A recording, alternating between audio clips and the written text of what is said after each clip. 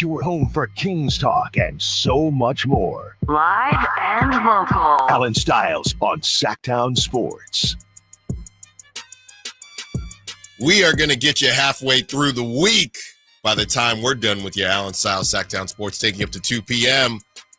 Man, oh man, April has flown by. Last day of April, we are heading into April showers, bring May flowers. Can't wait for that. Allergies are going crazy. I know I'm not the only one, but we're going to power through. Get whatever it is you take to power through it, and we're going to get through it. Kyle Ledbetter behind the glass for us today. And, you know, today is a day of reflection.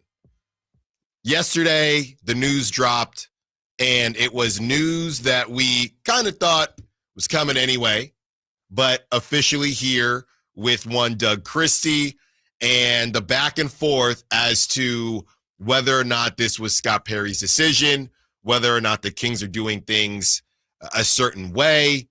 And I hate to use the word leash, but we get to a point now where we understand that you can't keep doing the same thing over and over and over again. And maybe you feel like that's what's happening with ownership. But the reason I want to believe that it might finally end or things work out in the right way is because of the name that Scott Perry brings, right? When you're dealing with somebody that's pretty headstrong and somebody that feels like their opinion should trounce all because they own the team, or even in other areas of life because they are the highest in the room, whatever the case may be, it takes somebody with a very strong brand and a very strong background to be able to combat that. And I just watched Sinners last night. It was a great movie. Like I said, whenever the antagonist makes you think, oh, maybe he's got a point. Maybe I don't need to see the sun. I'm just going to chill and be the same age forever. Whenever that happens, you know it's a good movie. But obviously, when you're dealing with vampires, you have to invite them in. And when you invite anybody into your situation, the belief is that you trust them. So you have an ownership team that invited Scott Perry in to their situation, right? Invited him in because they trust him. And over the course of 7-8 years, based on a 3 to 4 month stint, they have kept the line of communication open. And we know how this goes. Now we have two situations.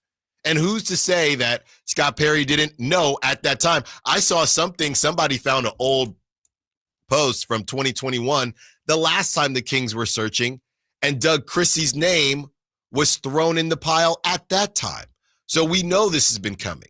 So if Scott Perry has been keeping contact with Vivek this whole time on whatever level, then I believe that he always knew, all right, Vivek really likes this guy, Doug. I don't know what's going on. I'm here with the Knicks. I'm doing my thing, but I know how Mr. Ronadive feels about Doug Christie. Now, fast forward 7-8 years later, Scott Perry given this opportunity, and he's already been conditioned to understand that. But the hope is that that's where it ends, and that's no disrespect to Doug. And I do believe that this could be where it ends simply because he was invited into Vivek's situation. They are at the bottom of the barrel right now, not necessarily in terms of talent, but in terms of assets and in terms of direction. So you almost have to start doing things a different way. You cannot continue to do things the same way. Because I do think that time is running out and patience is running out from the fan base. The idea of, well, we stunk for 15 years and at least we don't stink anymore, that's starting to wear off year after year. As you see other teams start to leapfrog you over and over again. And the sell was that you were going to be better than owners of the past. The Maloofs, guys like that. You were going to put the Kings in a better position. You stood up there and said Sacramento will be second to no one. That was with the A's and Sutter Health Park. But that's your whole brand. So you have to start to cash in on that brand, or people are just going to disregard you. And I think the one thing that Mr. Ronadive does not want is to be viewed as irrelevant. Nobody does, but specifically somebody like him. You got 50 Cent in the building. You got random quarterbacks in the building. I still don't know why they were there, but random quarterbacks in the building. Sac State is making moves. Can you imagine Sac State's a hotter ticket in 2 years than the Kings? I don't think it would ever happen. But just the fear of that happening. You got Mike Bibby. Oh, Mike Bibby, former King. Mikey Williams, who a phenom in high school, had some legal issues. You got Shaq in the building. Hey. Whoa. Y'all supposed to be at Golden One. We're supposed to be lighting the beam. In a couple years, Sac State gets a new arena. Hey, whoa. You're supposed. This is a Kingstown, and it always will be. But at some point, the A's are here for 3 to 4 years. The A's, they got beat down last night. They're 500. One of the youngest rosters in baseball. And I know attendance hasn't necessarily been where everybody thought. You just got to win games, right? Look, we can go back and forth with they didn't embrace Sacramento. If the A's in 2 years turned Tyler Soderstrom, who's early 20s, Nick Kurtz, who's early 20s, Jacob Wilson, early 20s, if they turn that around, they're in the playoff race. Whoa, what's going on? This is the Kings. I brought the A's here. What y'all doing? So there gets to a point where you have to step to the side and let the people that you hired and that you're supposed to trust take care of business and do their jobs. You got to let them do their jobs. If I fell into some money today, and y'all know I'm a big foodie, if I bought a restaurant and I got the money to grab one of the best chefs in Sacramento, they understand the farm to fork. They understand what the vibe is out here, what the people want. But I tell them, hey, my mom's from Panama. We got to do Panamanian food. You know, we got to do it this way, and you got to use my mom's recipes. Okay. Now, if it's my restaurant, we're definitely getting 1 or 2 of my mom's recipes on there. But that menu needs to be taken care of by the chef that I hired. That's why I hired him. And maybe it takes the grand opening being empty and a possible call to Gordon Ramsay when you're on Kitchen Nightmares to make that happen. But eventually, the owners in whatever industry it is, you need to step out the way if you aren't being successful. That's the operative word. Because Statista, we got to check Kyle. I'm sure it's coming out soon. Successful is the operative term.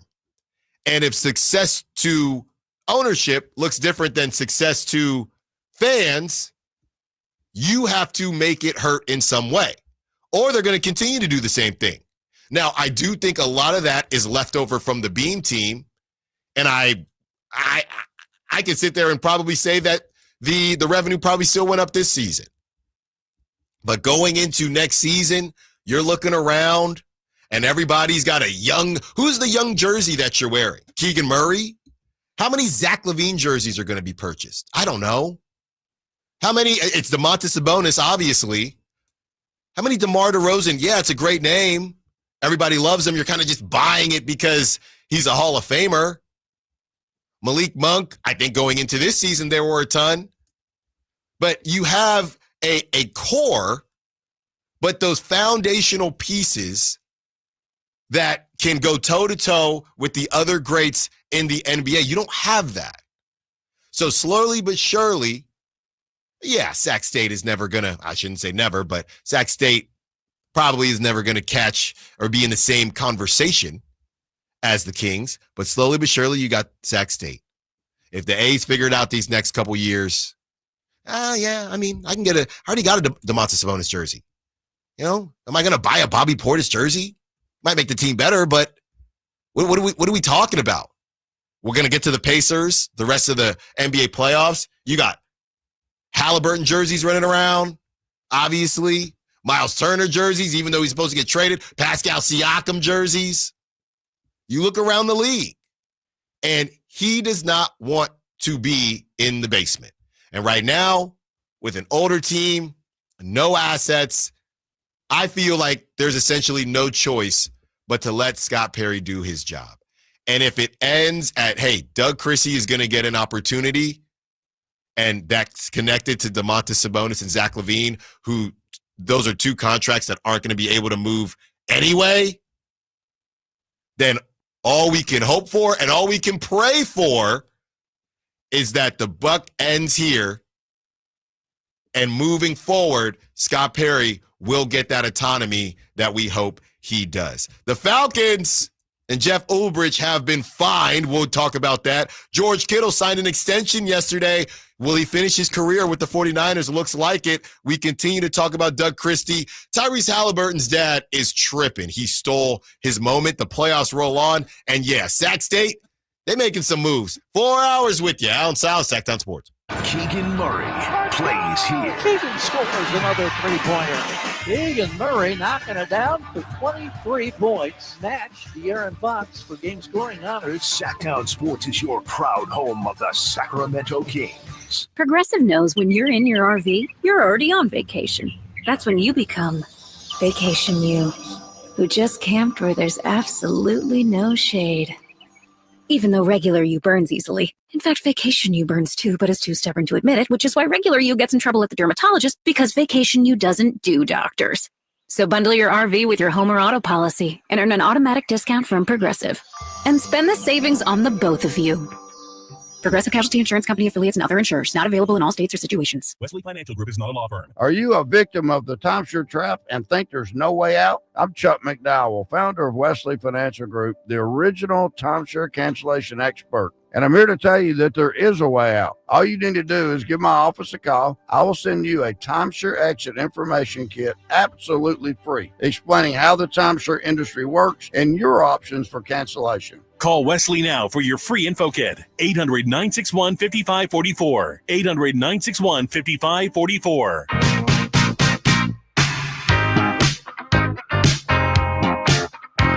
Allen Stiles. Watch the show on youtube.com/Sacktown Sports 1140. Or listen on the Sacktown Sports app. 916-339-1140. Call line, text line, and shout out to our YouTube, the Sack Chat, also known as the Chat Mob, however you identify. Taking up to 2 p.m., the 530, hopping in on the conversation. Allen, you don't follow the A's, obviously. As soon as a player cooks, he will be traded for prospects. Yeah, 530, I'm aware. Trust me. Remember, I'm from the Bay Area. And the Coliseum, look, I thought the Coliseum had a chance. When they created that tree house, I had a lot of fun in the treehouse. So I am very aware of how the A's get down. And you're right, 530, that's how they did operate. They're claiming, which is why they didn't trade Mason Miller now we'll see what happens this season, but they didn't trade Mason Miller during the trade season last year during the season. And that was the A's trying to say, no, we're not doing what we normally do. They could have got a haul for Mason Miller. And yesterday, last time I checked, it was 15-2 Rangers. The A's have played the Rangers well, but you got to be in close games to use Mason Miller. So them not trading Mason Miller was the A's trying to tell the baseball world, we're not doing what we normally do. Now, they might not keep everyone, right? They might not keep all of the pieces. Brent Rooker has been brought up because he, signed a pretty decent contract, but is kind of limited in the positions he can play. They have a lot of young talent. Like I said, Soderstrom, Zach Geloff is coming back soon. He's another one. All these guys are under 25 in the infield, right? Jacob Wilson, Soderstrom, Geloff, Nick Kurtz, all under 25. So they might move some of them, but it wouldn't be the typical thing that you're talking about, 530. It would hopefully be to get better, not to just get more prospects. Hey, Lawrence Butler, 7-year contract. Lawrence Butler, 7-year contract, which I think is a great deal. Right. I do think their vets do have tradable contracts in Rooker and Lawrence Butler. I'm not saying that they're going to move, and those would be the guys where, okay, well, what are you trying to get back? So I hear what you're saying, 530. All we can do is see what happens, and that's kind of part of their rebrand, that they're not going to continue to do stuff like that. So we'll keep an eye on the A's. And, my larger point of the Kings have a stranglehold on Sacramento, and they most likely always will, but any dip in anything is going to affect you, right? Look, in this job, we deal with ratings. Each month we look at them. Each quarter we look at them as well, right?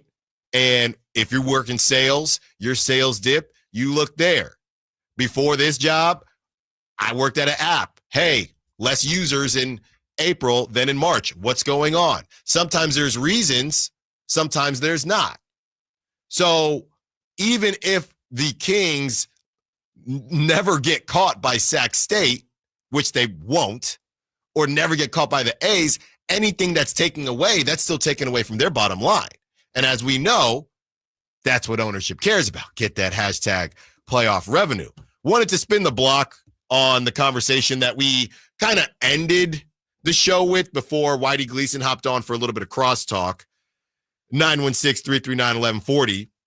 Removing the process, and I know that's hard to do, but removing the process, is anyone actually upset with the Doug Christie hire? Who out there actually felt like there were better candidates and you did not want Doug Christie to be the head coach? Me personally, I've kind of struggled answering this question because I was so conditioned to think it was Doug Christie that I never necessarily let my mind wander. My mind wandered for about 10 minutes after Scott Perry's presser, and then we had Brendan Nunez on the show along with Chris Watkins, and it got put right back into place from what I'd been hearing from everyone else. Scott Perry is very good at his job, and he's very good at the media training aspect of this. Okay, cool. That lasted about 10 minutes, about a segment. So it's hard for me to answer that question. But if you truly didn't know whether or not, or truly felt like you didn't know whether or not it would be Doug Christie or someone else, did you not want Doug Christie? I had a list in my mind, or I had an idea. I have concepts of a list. And it started out with Taylor Jenkins. I really did like what he did in Memphis. A lot of those games he was missing Ja, and they were competitive basically during his whole tenure, besides last season where everybody was injured. I liked Taylor Jenkins. After Taylor Jenkins, it got a bit tough for me. The Jeff Van Gundy's of the world, I didn't want to get duped. And I don't think Jeff Van Gundy's a bad coach at all, but we're getting to the point now where in all sports, besides maybe Major League Baseball because it's just a different setup, but in the NFL, in the NBA, in college football, and in college basketball, we're starting to see, my birthday just passed in March, we're starting to see, things are changing a little bit, right? The coaches that are getting hired, sometimes the message isn't getting passed along the same way. Mike Malone, nobody watches film. Denver didn't like that. They had the whole situation with the GM as well. Denver didn't really like that, right? Oh, they're not hard workers, whatever. Very similar to Mike Brown. Mike Brown practices too much. So my fear in some of the retread coaches is I'm not sure how their messages would have come across in this day and they're not that old, but in this day and age. These athletes are changing. They're just as young as they've ever been, but the coaches are now older. They're coming in now with money in their pockets. The TV deal, they're seeing more money than maybe the last time some of these coaches were head coaches. So that was and Doc Rivers, I just think he's overrated. So that was my fear with some of these retread guys. And I don't want to be a part of the Mike Budenholzer merry-go-round. He's got his own carousel of teams that he's coached for. I don't want to be a part of the Frank Vogel merry-go-round. No. Go be an assistant somewhere and retread your image and go wherever you need to go. But I don't want that. You keep going places and getting fired, and places that are more talented than the Kings. So that's a problem for me. So that was my fear with the retread coaches. Then when you have the young and up and coming coaches, then it becomes a question of, well, we already know that the Kings like Doug, and we know, no disrespect, but we know if certain players in that locker room don't like a coach, they're going to make it known.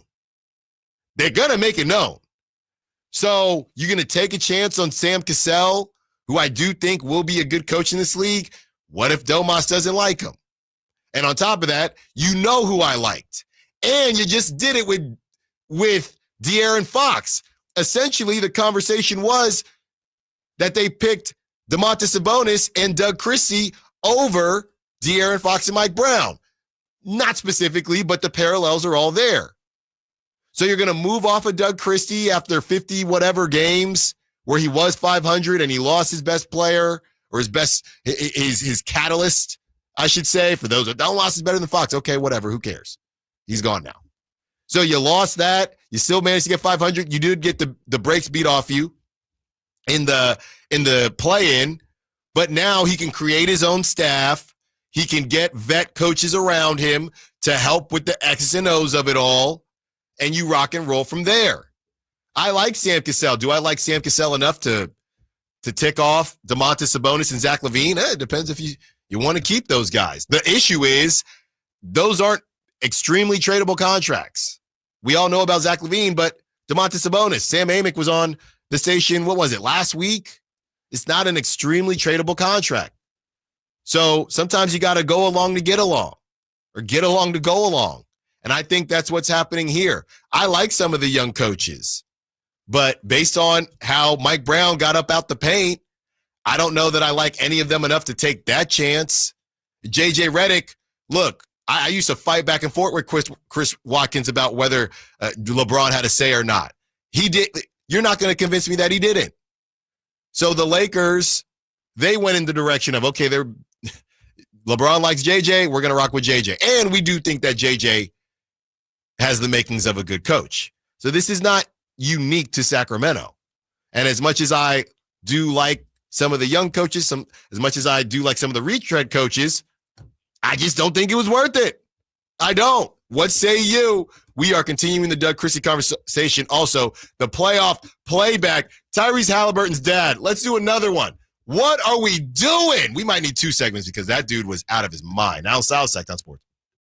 You never know what you might hear when listening to a Sacramento Kings game. Out of Keegan, going for another triple. Man, is he feeling it. Keegan, can he do it? Yes, there's number 11, Keegan Murray. Keegan steps back. He just knocked down his 12th three-pointer, a Kings franchise record. He's got 45 points. Never miss a moment of Sacramento Kings basketball with Sacktown Sports and the Sacktown Sports app. Sacramento's premier country music festival, Country in the Park, is coming back May 16th and 17th at Cal Expo with Bailey Zimmerman, Billy Currington, Carl Wetzel, Nate Smith, and more. You'll enjoy food trucks, rock walls, and a mechanical bull, line dancing, and more. Single-day GA tickets start at $52 at CITPfest.com. Country in the Park, May 16th and 17th with Sky River Casino, Hop Valley Brewing, and Naturewood Home Furnishings. Find out more at CITPfest.com. It's the final days of the spring sales event. Drive home your new Honda before the deals and the new Hondas disappear. Folsom Lake Honda, your one-stop Honda shop. Looking to own or lease? During the spring sales event, drive a brand new Accord or Civic. Visit us today at FolsomLakeHonda.com, your one-stop Honda shop. As a family-owned and operated dealership since 2009, customer service is our number one priority. Our customers love doing business with us, and you will too. Folsom Lake Honda, yeah, your one-stop Honda shop. Did you know your skin is the largest organ of your body? Huh? That's why you should shower with Old Spice Super Hydration Body Wash instead of plain old bar soap. Love your skin by super hydrating it with vitamin B3 and glorious notes of vanilla and shea. Did you know that my super hydrated skin is the second largest organ of my body? The first is my heart.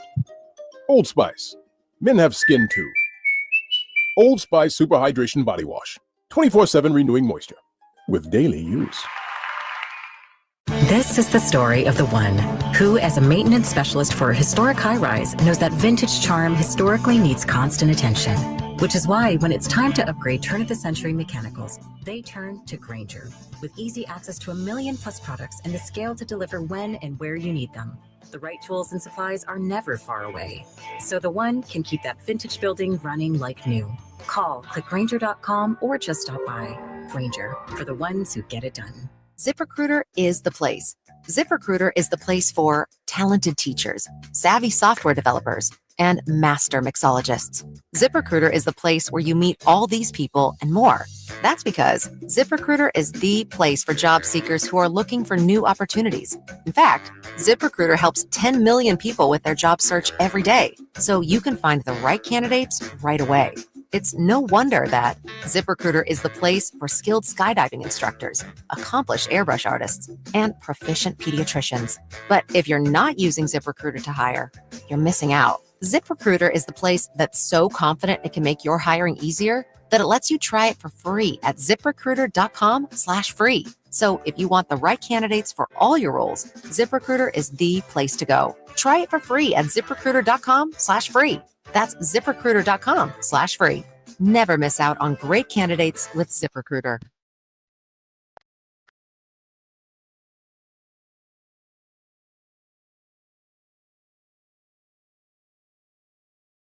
Allen Stiles You can join the show by texting 916-339-1140 on Sacktown Sports.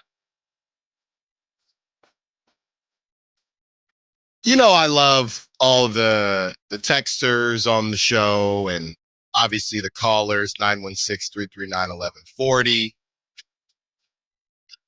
I do find it funny, though, when, you know, somebody will kind of chime in and say, hey, it's time to stop talking about this and it's time to start talking about something else. So the 916 says, I'm happy about the Doug Christie hire. Let's start talking about his staff and his assistant head coach. The people are going to have his back and make sure he stays on track.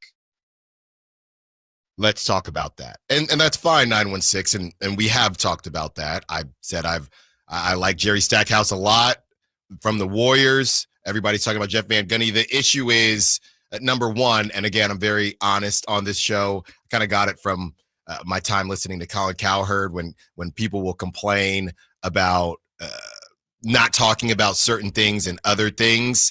Yeah, I'm not going to sit here and talk assistant coaches for an hour for a couple reasons. Number one, we don't know who's available.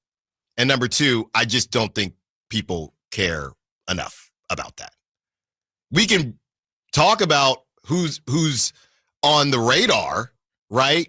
But the day after Doug Christie's hired in a very complex hiring situation where you had Scott Perry and you don't know if Scott Perry even had a say and what hands did Vivek have in the mix. We're not going to stop talking about that in under or a little over 24 hours and just talk about assistant coaches that we don't even know are available or not. So you can chime in with who you'd like. Got Terry Stotts is floating around somewhere we just saw, but this isn't your typical hiring situation. So that's number one. And number two, the season isn't over yet again, so we don't even know who's available. Bobby Jackson, though. Bobby Jackson. In a weird way, that one actually makes sense, but, you know, it's a whole can of worms because you had Vlade used to run the team, and now Doug's the head coach, and then you bring back Bobby, and it's like... And, you know, look, and then you know what happens? What happens if Mike Bibby has 3 good years at Sac State, gets to the tournament a couple years, maybe messes around, slides into a Sweet 16. I don't know who the hell would be coaching. Sweet 16, Jesus. I'm just saying. I don't know who the hell would be coaching the Kings at that point. It's right there. He's right down the street now. Oh, you were jumping. Oh, wow. I thought you were just saying add him to the bench. I was No, not in 3 years. 3 years, we could have 3 more different head coaches. Well, that's also true. Bobby Jackson would have already went, and then Doug would be on Bobby Jackson's coaching staff, and then you'd have Bobby Jackson and Doug on Mike Bibby's coaches. Let's just keep rotating them until we see what works. Yeah, just keep trying all the former Kings until we find out which one would make the best coach. What about Vlade as a coach? Huh? I mean, he knows the game. Sure. JJ Redick did a podcast before he became the coach. Jason Williams, he knows ball. He does a podcast. Isn't Brad Miller still down the street? Yeah. Just let Brad Miller come in and be an assistant coach. I want to try. Let me look up. Let's go to an early 2000s roster, and who haven't we hit on yet to bring back to Sacramento? That's what they might be doing in the front office meetings. Wow, Katino Mobley, assistant coach. How about that? Let's go. Let's go. I'm just having some fun with you. You joke about this, but this is literally what Sac State is doing. It's like, sure. Shaq, come on down. Come on down. Mikey Williams, come on down. Yeah. $200,000? Sure. Come on down. You can come play for us. 916 says. Dave Rashada? Sure. 916 says, do you listen to the Mind the Game podcast? Well, no, I don't. But to continue the text anyway, they talk about what it takes to be a good playoff team. They don't mention coaching at all. The number one thing they mention, players with high IQ who can make small adjustments that make huge differences. Number two, teams that have lineups with options, 2 bigs, 5 smalls. That's from Folsom Mike. Yeah, the Kings have way too many one-trick ponies. They have a bunch of designated hitters. They are not dynamic from a roster perspective at all. Zack Lavine, just a scorer. He's a designated hitter. Malik Monk, just a scorer. He's a designated hitter. And they're even worse designated hitters because they're also not able to distribute the basketball. They're not even point guards. So those guys are designated hitters in the offensive way. Then you have Keegan. I guess Keegan Murray is supposed to be one of your all-around guys. He's getting there. Domantas Sabonis, he's not a designated hitter, but you also can't. You're also not going to bat him 4, right? He can't go out there and he's not going to hit a grand slam for you. Then you have DeMar DeRozan, another designated hitter. You have 3 designated hitters. Malik left the starting lineup, but that get the bulk of your time. That can't work on a playoff roster ever. That's funny that Folsom Mike mentioned 2 bigs and 5, I think he said smalls was the term that he used for it. The Kings just have like 5 mediums. Like they've got 4 of their 6 best players are shooting guards. Right. Like I know we're going to tinker with the roster and everything else, but let's not forget just how little sense that team made post the interim beam team made between Malik Monk, Keon Ellis, Zack Lavine, and DeMar DeRozan. That's 4 of your 6 core players, and they all play the same damn position. They obviously do different things, but they're just different versions of shooting guards. And then you throw in Devin Carter, who we're learning now is probably also a shooting guard. Crazy stuff. And it was also crazy what happened last night. The Pacers did away with the injured Milwaukee Bucks for the second time in the last 2 years. And Tyrese Halliburton's dad was out of his mind. And, I joke sometimes because my dad, we're obviously kind of similar. The apple doesn't fall far from the tree. And I see the T. Morants of the world, and I always wonder, how would my dad be if I did make it into the league? Would he be like these guys? And in my heart of hearts, I just believe he might be loud and he might be showing off a bit and enjoying the fruits of his labor. But I'm pretty sure he wouldn't be doing this. And we have sound from the TNT guys kind of going back and forth. And what happened is, and we're going to hear from Giannis as well and Halliburton. What happened is Shaq didn't see the first clip when Halliburton is just holding the towel. Halliburton's daddy was just holding the towel in front of Giannis. He only saw the second clip. Shaq, and look, I guess I got to be nice because now Shaq is in Sacramento. You really don't. But Shaq, when he gets on something, he's just not going to go back on it. He didn't see the clip. He should have just swore that he didn't see the clip. So he's sitting there trying to argue that it comes with the territory. Basically, he's arguing, well, in the 90s and the 2000s, it happened to me too. And I'm not saying it's right, but it happens. So it's basically 3-on-1, and he's got nowhere to go. He's a bit cornered, but he just is not backing down, and this is kind of how it went. Okay, I'm asking you a question. if it comes with the territory, and a fan or a dad comes up to you after you win and puts a towel in the face and curses at you, what would you have done? I played 19 years. What would you have done? Listen, you can't do nothing because we're not allowed to do anything. I played 19 years. That happens plenty of times. It does not happen when a family member's on the court as you celebrate. A fan. Yes, it does. A fan. Yes, it does. That does not happen. You see, the thing that bothers me about it. Does. Hold on, Kenny. When we lost to Houston, you don't think people had brooms going to the locker room hitting us with freaking brooms? That ain't the same as one. It's the same thing. It's a fan. He's a fan. Forget he's a fan. He's a fan. Let's hear from Giannis on the altercation and how he thought things should have went. I believe being humble in victory. That's how I am.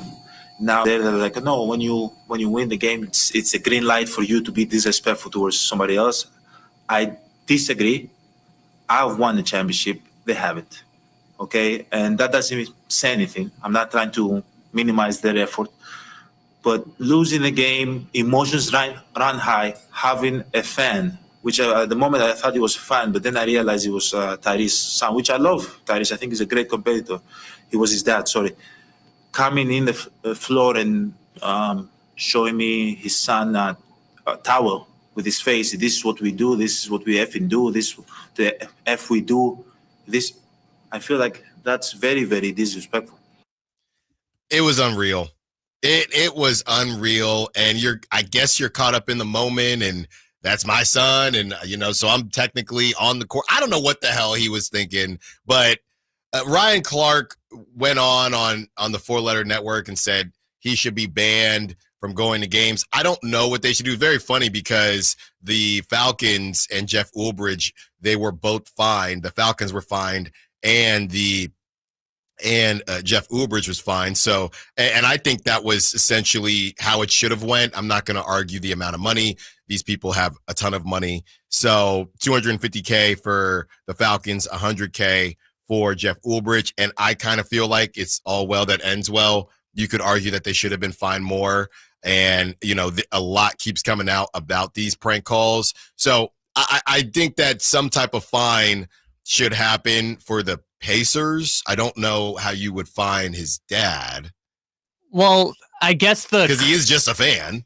The consequences for his dad, I've seen, you mentioned Ryan Clark, who's like he should be banned from stadiums or he shouldn't be allowed to sit courtside and things like that. I don't think we should do the pearl clutching on that. While acknowledging at the same time, yes, Tyrese Halliburton's dad was in the wrong. He shouldn't have done that. Yes, all of that is true.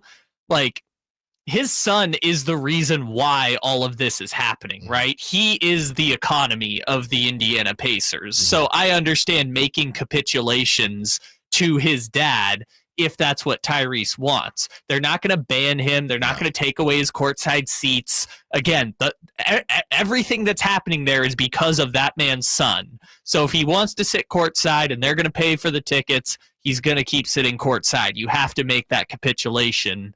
It's just a hugely embarrassing thing that ultimately his son is probably going to have to pay the consequences for. And there's been so many weird situations that have happened with Masai Ujiri during the 2019 finals. That was with the security guard. There was that Warriors team owner that shoved a Raptors player. That's right. There was the E40 thing. I think that was in Sacramento, actually. I mean, we say all of this last year. Patrick Beverley threw a basketball at a fan's head when the Bucks crashed out against the Pacers. So this type of stuff is always, I guess there's no standard for this stuff. I would probably just fine the Pacers. That's what I would do and say, hey, we understand he's a family member, so we're not going to treat him like a fan, but he can't be doing that. That's crazy. And he put Giannis in a terrible position. Real quick, let's hear what Tyrese Halliburton had to say about it. As far as the incident between Giannis and my pops, I don't think that my pops was in the right at all there. And unfortunate, what happened in the end there. But I think it's just competition. And as far as my pops, again, I don't agree what happened there. We'll have a conversation. Everybody's grown men. And, we'll just go from there.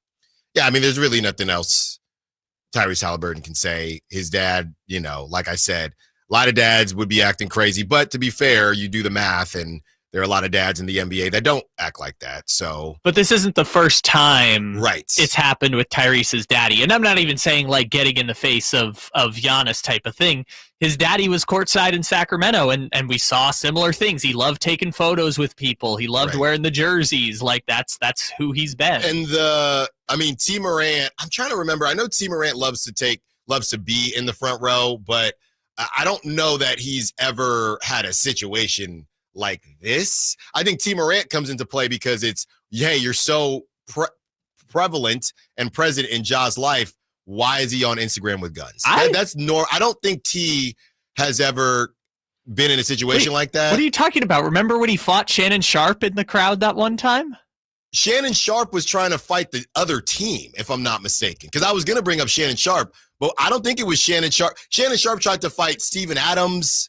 Yeah, and his daddy got in the middle of it, and then Shannon Sharp was beefing with his dad. So all of this, and I don't know, and I'm sure Shannon Sharp got bigger problems right now, but I don't know if Shannon Sharp clearly didn't get banned. T. Morant clearly isn't banned. I don't think Tyrese Halliburton's pops should be banned, but the Pacers are going to have to pay for those transgressions. That's how it comes down. And to me, honestly, you just took away a great moment. Your son had a game-winning shot, and you made it about you. That's the worst part.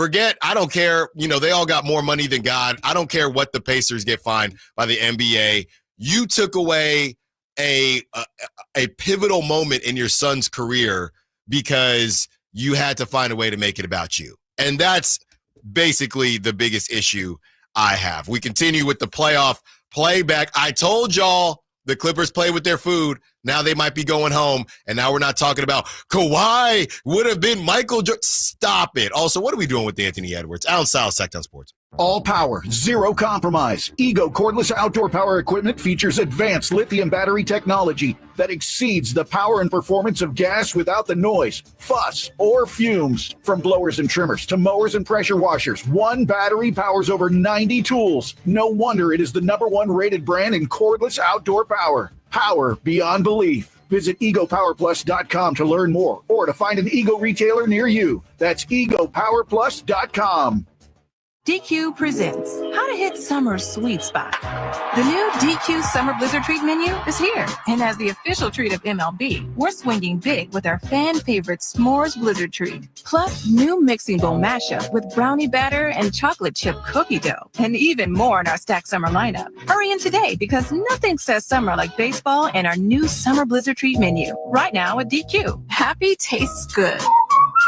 Participation may vary. Major League Baseball trademarks used with permission. Whitey here with another great grilling tip. The Napoleon Stainless Steel Prestige 500 Connected Propane Grill with infrared side and rear burner featuring Wi-Fi and Bluetooth connectivity brings you closer to your grilling experience than ever before. The Napoleon Connected lets you monitor temperatures, set timers, and receive high temp warnings. Boop, boop. All from your smartphone with temperature probes and LCD display. You'll always know exactly what's happening inside your grill. Napoleon's LED control knobs even illuminate for nighttime entertainment and feature safety glow. Napoleon Grills, simply the best. Get ready for an adrenaline-pumping, action-packed day at Monster Truck Madness. Witness the insane power of Rockstar, California Kid, Identity Theft, Spitfire, Reverse, Titan, and more. Plus, right along the massive Monster Truck. It's all happening Saturday, May 10th at the San Joaquin County Fairgrounds with 2 back-to-back shows at 3 p.m. and 7:30 p.m. Don't miss the wildest event of the year. Tickets are selling fast, so head to StocktonDirtTrack.com for tickets and more info. It's Monster Truck Madness. Non-stop, high-octane thrills that you can't miss. Ready to order? Yes. We're earning unlimited 3% cash back on dining and entertainment with the Capital One Saver Card. So let's just get one of everything. Everything? Fire everything. The Capital One Saver Card is at table 27 and they're earning unlimited 3% cash back. Yes, Chef! This is so nice. Had a feeling you'd want 3% cash back on dessert. Ooh, tiramisu. Earn unlimited 3% cash back on dining and entertainment with the Capital One Saver Card. Capital One, what's in your wallet? Terms apply. See CapitalOne.com for details. This is a story of the one. As a maintenance specialist for university housing, he knows college students can major in wear and tear. Plus, housing so many students doesn't leave a lot of room to house all the supplies he needs. That's where Grainger comes in.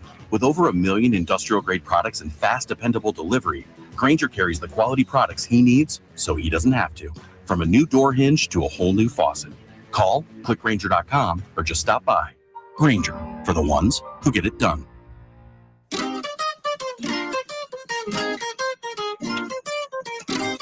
Denver for game number 5, a blowout win for the Nuggets. Jamal Murray drops 43. Christian Brown, double-double. Nikola Jokic, triple-double. And Denver wins it 131-115. Live and local. It's Allen Stiles on Sacktown Sports. So, Anthony Edwards is definitely polarizing the way he plays the game. They have an opportunity to do something nobody saw coming besides Kyle Ledbetter and knock out the Los Angeles Lakers tonight. And it's quite I think this is the first time, and this is what happens towards the end of the rounds. I feel like this is the first time we're getting the Warriors-Rockets series and the Timberwolves-Lakers series on the same day. I think it is. I feel like they've kind of been flip-flopping and kind of missing each night. I think you might be right. The only thing I could think of is that first weekend. Or no, they both played on Sunday, didn't they? Or no, the Warriors were Monday. Warriors, yeah. You're right. The league has said we're going to keep every night we got to get Steph or LeBron. Exactly. And tonight, because a couple of these series have ended, we're going to get both. And we'll have some conversations about Warriors-Rockets a little bit later. I think the Rockets could win the game tonight, but I think the Warriors will take care of business going back to the Bay.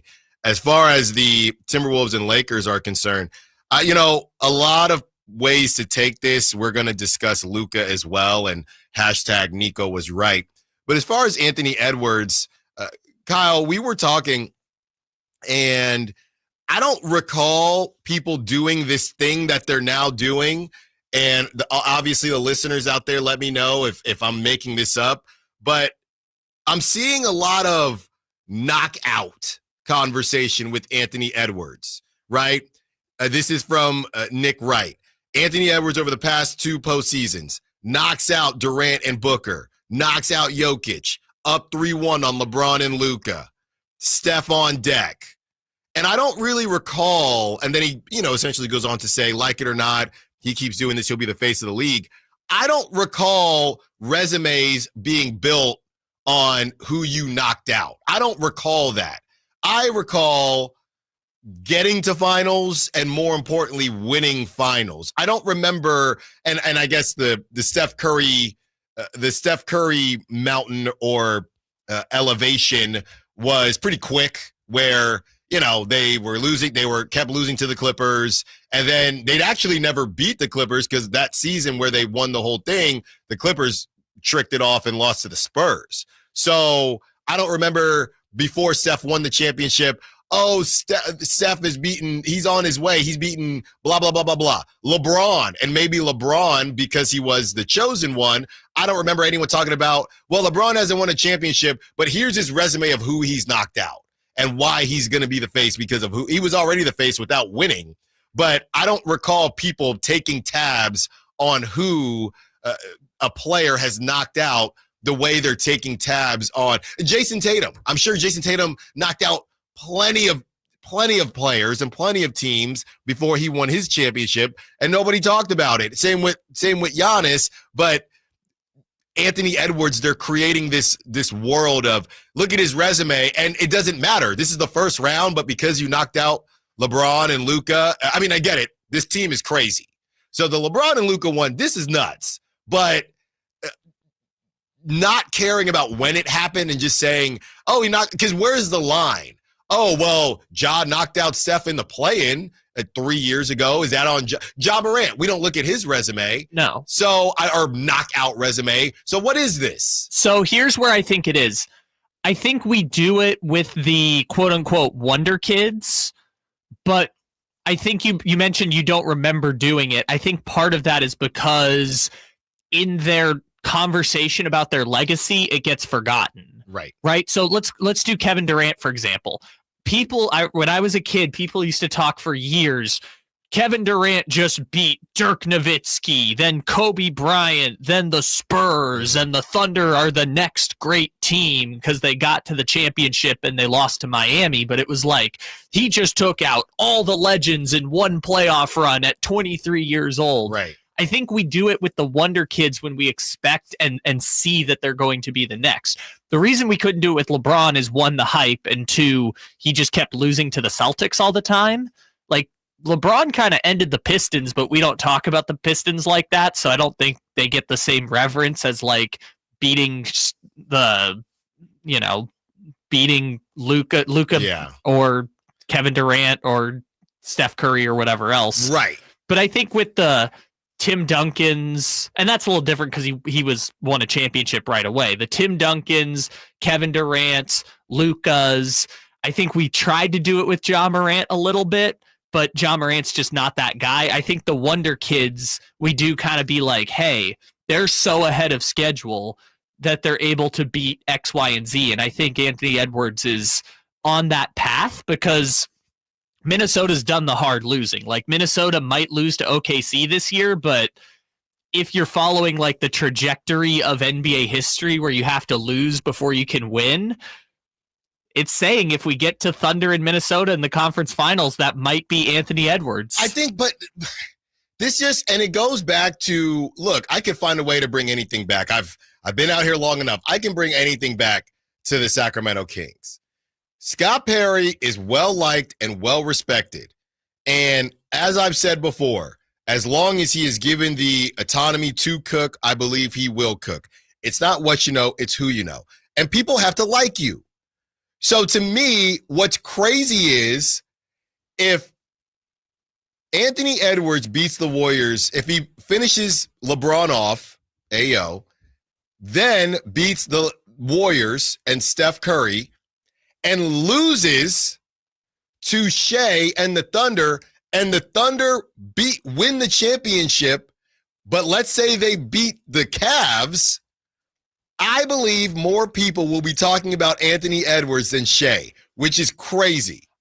I don't know whether that's going to happen or not, because I think if the Thunder win the championship, Shea is going to get anointed as the guy. If he wins, but I don't think he's as personable as Anthony Edwards, and I don't think the way he plays, I don't think it translates the same way as Anthony Edwards. Right. No one wants to be Shea. Everyone wants to be Ant. Right. But that's like no one wanted to be insert player here. They wanted to be Kyrie Irving. And nobody wants to be Jason Tatum either. No one wants to be Jason Tatum because Jason Tatum's a cornball. But I'd be Jason Tatum. Well, you know. There's something there. Anyways, I would say Shea is not that guy because Shea doesn't want to be that guy. I also think it's how he plays. His dunk package is trash. Okay? It moves in slow. It's not that it's not aesthetically pleasing. It's just not exciting. That's the problem. And this also goes back to I know Shea's Canadian, but this goes back to the conversation of like, hey, an American basketball player should be the quote unquote face of the league. Because like, if you're asking me, hey, who's the guy for the next 5 years in the NBA? I'm going to guess it's going to be Luka Doncic. Mm-hmm. I don't know for sure, but if you had to pin me down and say who's the guy for the next 5 years who's going to win 3 MVPs and go to 3 finals, I would pick Luka if you're going to give me anyone, but now it's become an SGA versus Ant versus Luka conversation when I think all 3 of those guys are all face of the league material. But like you said, Anthony Edwards is the guy everyone wants to be, and that's why he's got the Adidas contract and Shea is with Converse? He is with Converse, and he's a director, a creative director. Right, it's just a different swag, which is interesting because I'm not a young kid anymore. So I do wonder, what do kids identify with more, because kids do want to be able to do different things and they want to be able to be more than the sport. What's funny is Anthony Edwards, when he was due to be drafted, a lot of people thought, does he love the game enough? Then he gets drafted, and all of a sudden he turns into this is all he lives, breathes, and eats. But if you remember during that draft, the question was how much, not that he had other interests, it just was he's just kind of a goofball, and how serious is he about the game? And now he got drafted, and now he's turned into a Mamba mentality mixed with Michael Jordan in 1996. I think what's unique about this is that this is the first time we've had multiple wonder kids in the same generation. And I think the other difference, to your point about why we're doing he's beaten X, Y, and Z old head, the old heads didn't stick around this long in the previous generations. You weren't facing 40-year-old LeBrons and 36-year-old Stephs deep in the playoffs 10, 15 years ago. If just like what I said, if Ant beats Steph, right, and loses to Shea, and Shea could beat the Celtics for all I care, I will go to the local YMCA in the Toe or anywhere around Sacramento, and I will see more kids, I can guarantee, wearing the Ant ones than the Shea Gilgeous-Alexander ones. Sure, without a doubt. But that was also the case with, no one wore James Harden's shoes, but they all bought Kyrie's, and everyone wanted to be Kyrie, and Kyrie was never that player. And you know who he reminds me of? Honestly, I do think he's going to win one, but even if he doesn't, I do think we're seeing this generation's version of Allen Iverson. Not the way he dresses. He's not polarizing in that way. Allen Iverson had the tattoos and the cornrows, and he had that specific style, but Ant doesn't necessarily have to win the big one to be the face of the league. See, that's interesting. I didn't know which way you were going with that. And we'll see what happens, and I think he might win the big one. And, when it comes to Luka on the other side, I don't know how much players or kids want to be Luka either. You got to have that it. You got to yell at people. On the other side, like I said, we are a show of the people. And there's a name that has continued to come up for our trade targets. And he likes beignets, and the dude can move. He's out there in New Orleans where Carmichael Dave likes to reside. Yeah, we're going big fish hunting on the other side. Allen Stiles, Sacktown Sports. On the move? Got somewhere to be? Take Sacramento Kings basketball with you. The Sacktown Sports app will let you stay connected to your passion. Never miss a moment of Sacramento Kings basketball with the Sacktown Sports app. ZipRecruiter is the place. ZipRecruiter is the place for talented teachers, savvy software developers, and master mixologists.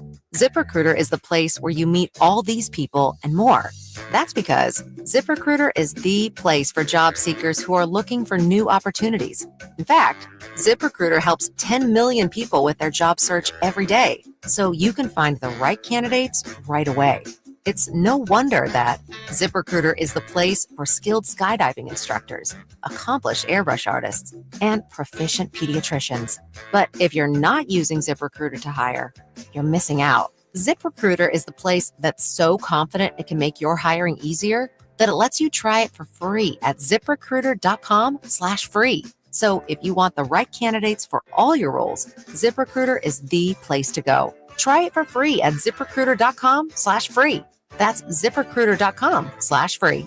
Never miss out on great candidates with ZipRecruiter. Power Business Technology is proud to be a 100% independent, locally owned and managed Toshiba copier dealer. Local ownership cuts out the red tape, allowing ourselves to never be too busy to personally answer the call when our clients need us. Recognized for excellence in service execution, training, and customer service, we're proud to be named a Toshiba ProMasters Elite Dealer since 2021. Contact us today for all your business printing needs at 844-POWER-BZ. That's 844-769-3729, or visit us at powercopiers.com. I'm Ken Korak with your Green and Gold Report, brought to you by Comcast Business, powering possibilities. Well, when the A's beat the Rangers in Arlington to kick off the most recent road trip, with J.P. Sears getting his fourth win, the A's improved to 15-14, the latest in a season they've been over 500 since 2021. Can they contend this year? Well, as we close the book on April, the American League West is the tightest division in baseball. Comcast Business helps turn today's small businesses into engines of modern business. It's how restaurants become reliably up and running neighborhood favorites. It's how retailers become seamlessly restocking, cyber-securing must-visit shops. And it's how healthcare offices become data-managing caregivers that we all depend on. With reliable connectivity, enhanced cybersecurity, advanced fiber solutions, and Wi-Fi backup, Comcast Business is powering the engine of modern business. If you've been looking for an SUV that combines luxury, comfort, and off-road capability, look no further than the most awarded SUV ever, the Jeep Grand Cherokee at Sacramento Chrysler Dodge Jeep Ram. With 470 foot-pounds of torque, a 6,000-pound towing capacity, great gas mileage, the 2025 Jeep Grand Cherokee at Sacramento Chrysler Dodge Jeep Ram is the perfect SUV for all your needs. See for yourself why people are coming from all over to Sacramento Chrysler Dodge Jeep Ram. Centrally located across from Hagen Oaks Golf Course, it's the place where a handshake still means something. River Cats baseball is back, and the Cats Pass is your ticket to every home game of the 2025 season. With unbeatable value, guest add-ons, and more, secure your season-long Cats Pass with the Sacramento River Cats at rivercats.com. KHD KHD1 Sacramento, KYMX HD3 Sacramento. From the Power Business Technology Toshiba Studios. This is Sacktown Sports 1140.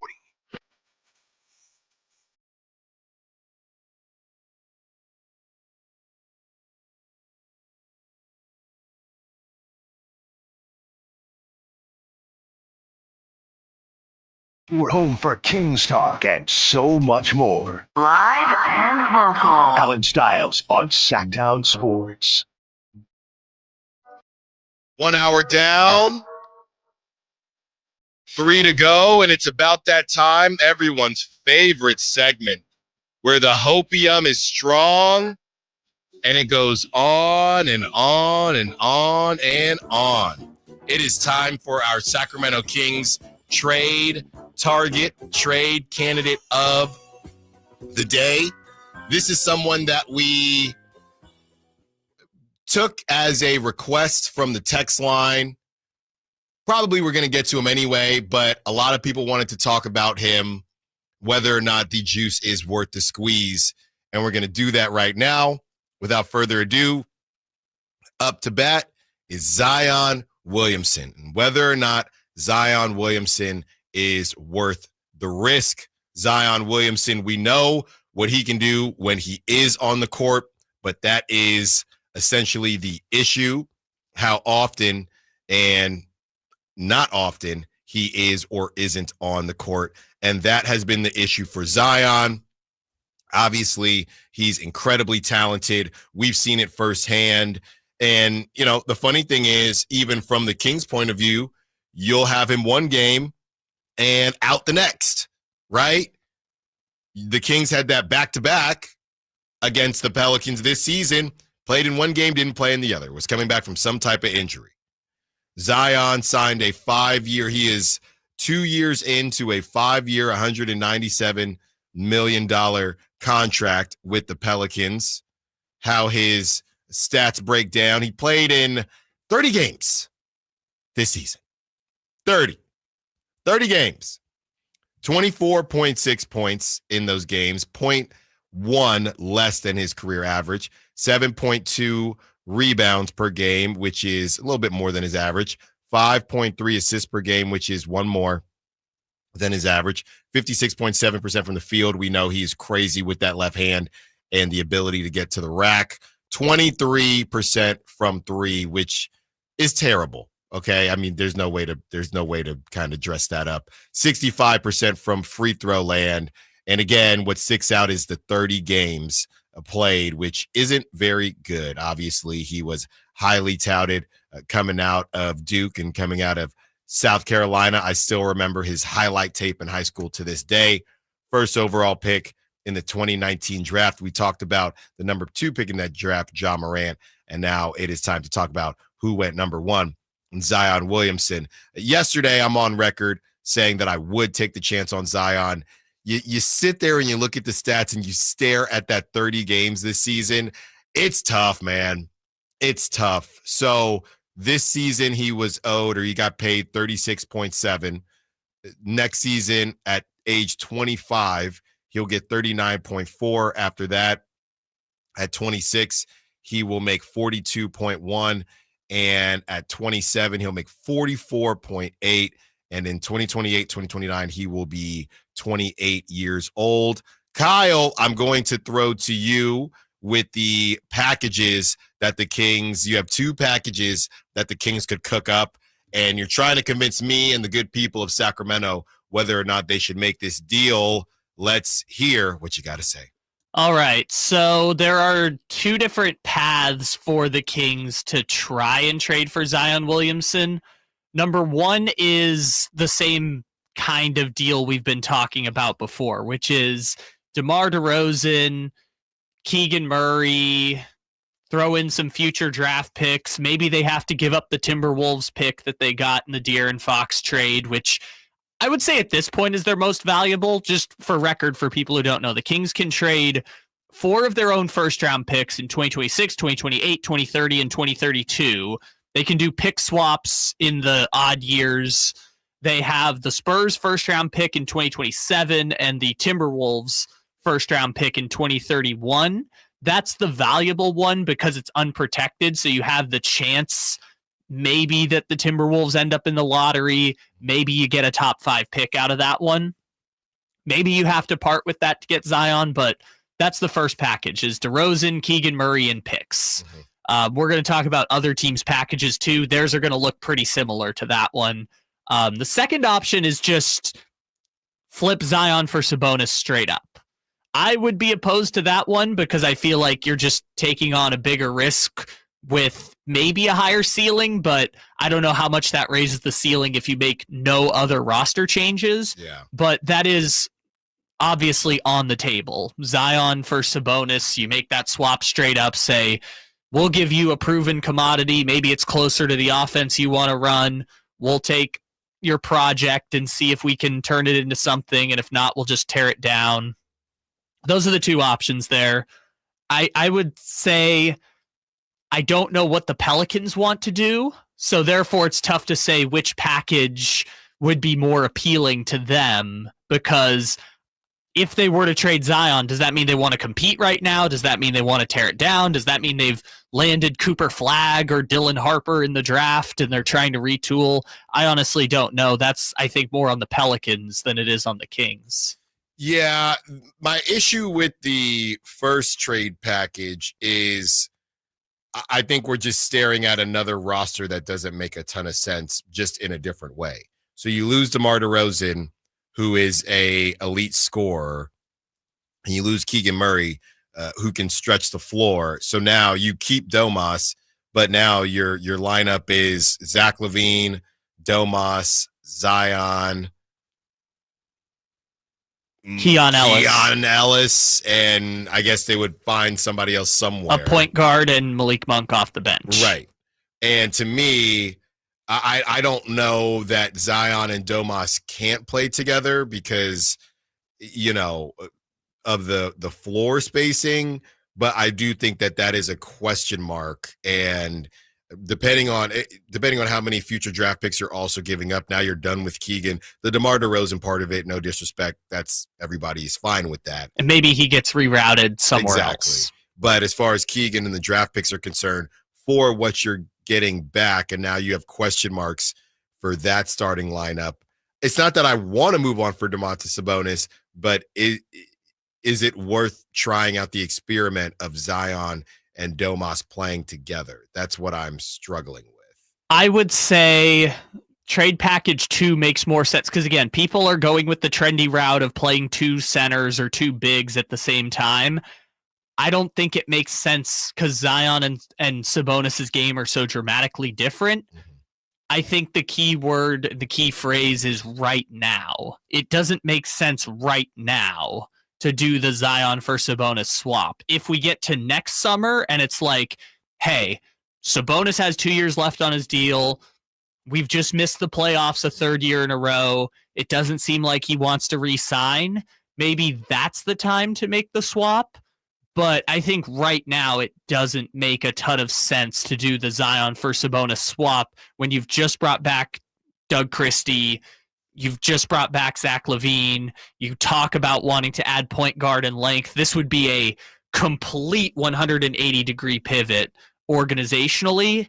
And quite frankly, I don't think you should move on from Domantas Sabonis unless Domantas Sabonis tells you he doesn't want to play here anymore. Yeah, and I mean, we just went through this with De'Aaron Fox, and you didn't get. I mean, that I guess the argument is, hey, well, you lost De'Aaron Fox, and you definitely didn't get a better player in Zack Lavine. If you lose Domantas Sabonis for Zion Williamson, technically you got a better player. The issue is, how much is that better player going to play? Well, I think you got a player with higher upside, potentially. I think that's the bigger thing, too. And he is younger. I mean, it's crazy that Zion is still just 24. Yeah, exactly. You're resetting the clock if you make that call. I don't know how that type of play. He's already had a ton of injuries and he's 24, so knees don't get better, right? And the way he plays, I don't know how that will translate. So is he really 20? Is he actually 24? Is he honestly more like 26 or 27 based on his mileage and how he plays? I don't know. Joel Embiid was a good case that with the right treatment and game management, you can limit the injuries. You can't put him off forever, but you can certainly limit the injuries. Embiid had 3 or 4 healthy seasons in a row after major knee and ankle surgeries, and then crashed out again. Yeah, and then his foot broke, and then it was like, okay, and we're done. But again, if you get 3 to 4 Joel Embiid level seasons out of Zion Williamson, I think most people would say that's a successful trade. Yeah, I would agree, and especially because of what we know those seasons to be, and when Zion is rolling. In that, that all-star season, he was averaging, or he has 2 all-stars, and those 27 points per game, okay, and he's at 7 rebounds, 4.6 assists in 2022-2023. So he can do a lot. Obviously, the 3-point land, and he shot 36% that all-star season from 3. Yeah. I mean, Zion was a starter in the All-Star game when he played. Taking less than 1 3 a game. Sure. But he was a starter in the All-Star game when he played more than 60 games. And I know he's only done that twice, but he's just that good. And again, I don't think the timing makes sense right now unless you do the aforementioned DeRozan, Keegan draft picks package. Mm-hmm. But, and we can maybe talk about this on the other side, they wouldn't have the best offer on the table. They would just have to hope that some of these other teams are not interested in Zion. Because I picked out 5 teams that have a better trade package than what the Kings can offer. Yeah, and Zion has been connected to New York for a really long time. Now, Giannis is being connected. You can't play Giannis and Zion together. I mean, that would be, I guess you could if it was Zion, Giannis, a point guard, and then 2 elite shooters. You could. And Cam Johnson. Yeah, and I guess that's the same argument for Sabonis and Zion. The problem is in that deal, you're losing one of your elite shooters in Keegan Murray. So you got to find somebody. You have one point guard, Zion, Sabonis, and 2 elite shooters. That can work. It can work for sure. It just would be unique, shall we say. It would. Because then you'd have Zion playing the 4, which was his natural position, but I think we've all learned he played with Valanciunas, but Valanciunas is not Sabonis. Those are 2 very different playing styles. And again, you're paying these guys $40 million, and I don't think you would be getting the problem is with Domantas Sabonis' contract is for him to make his production worth the $40 million, you're probably not the best version of the team that you should be. So then you are having him take a back seat, and then you're still paying him the same amount of money, but he's not as involved as he had been. So his production isn't matching what you're paying him. That's ultimately the Sabonis question. We close the loop on Zion Williamson and the other teams that are interested on the other side. And there's somebody in LA that might be available. I don't even know if it's a need, but would you want this guy in Sacramento? Allen Stiles, Sacramento Sports. Bonneville International radio station contests are open to participants at least 18 years of age and older that are residents of California and who reside in one of the 6 counties that make up the Sacramento metro area, unless otherwise specified. Employees or agents of the station, Bonneville International Corporation, other area radio stations, or any entity associated with the contest are not eligible to win, unless the station otherwise specifies in its own discretion. Persons who have won in the last 30 days from a station contest or event may not be eligible. For a copy of the general contest rules, visit khtk.com. This is the story of the one. As a maintenance specialist for university housing, he knows college students can major in wear and tear. Plus, housing so many students doesn't leave a lot of room to house all the supplies he needs. That's where Grainger comes in. With over 1 million industrial-grade products and fast, dependable delivery, Grainger carries the quality products he needs so he doesn't have to. From a new door hinge to a whole new faucet. Call, click Grainger.com, or just stop by. Grainger, for the ones who get it done.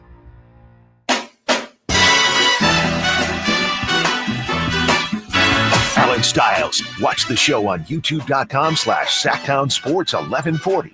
Or listen on the Sacktown Sports app.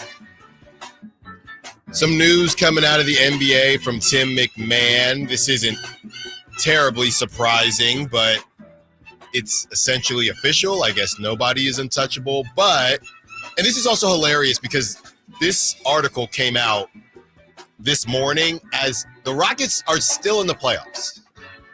The Rockets are still in the playoffs, and Tim McMahon drops an article. The Houston Rockets are still waiting for their next superstar. And it's essentially about whether or not, on the heels of the Rockets going to Alperen Şengün to try to, win the ball game, tie up the ball game against the Warriors. And Draymond, you got a classic Draymond performance, much to the chagrin of the rest of the NBA. Hey, that's just not going to fly. Jalen Green's been terrible outside of that one game in Houston. And within the conversation and within the article that Tim McMahon writes, it is essentially official that Amen Thompson is untouchable in future trade talks, which we kind of already knew. But, that says that they can't keep running, and it is a wing-driven league. But having Tari Eason and Jabari Smith Jr. is just a little redundant. One of those guys is going to get moved as they try to get their superstar, which will probably be a wing. Well, it might end up being both if it's Kevin Durant. It could be both. But, yeah, those guys, I know Ime Udoka said they might switch up the starting lineup today. They played a lot of their beefy layer combo with Steve Adams along with Alperen Şengün. Wow, that was 3 names, and none of them were his actual name. Yeah, along with Alperen Şengün. So that was just an interesting note as these teams start to make moves. And I just think it's funny because the Rockets are not done yet. And everybody knows, they just don't have their best player yet. And it's not Jalen Green. Fred VanVleet's trying to defend Jalen Green. And Fred VanVleet said, I don't know if there is a 2-guard with more upside. He said in the same article, I don't know if you can go get another 2-guard with the upside or the talent level. Maybe in Minnesota, talking about Anthony Edwards. I don't know. Does Book have more talent than Jalen, or is he more skilled and more polished and more experienced and older? I don't know what Jalen will look like when he's 26, 27, 28 after a playoff series. And that's the upside. Where it's like potential can get a little intoxicating. He has the talent. There's no reason for him not to reach that level. He's got to go through it. He's got to fail. Okay, Fred. You're being a good teammate, and you're also making $40 million yourself, which is a sham. It's Desmond Bain with a Wingstop commercial. Yeah. Can we stop the cap, Fred?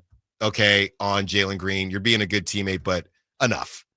That's ridiculous. Yeah, like I said, he's Desmond Bain with a Wingstop commercial. He's like, is he just Devin Booker, but not as good and younger?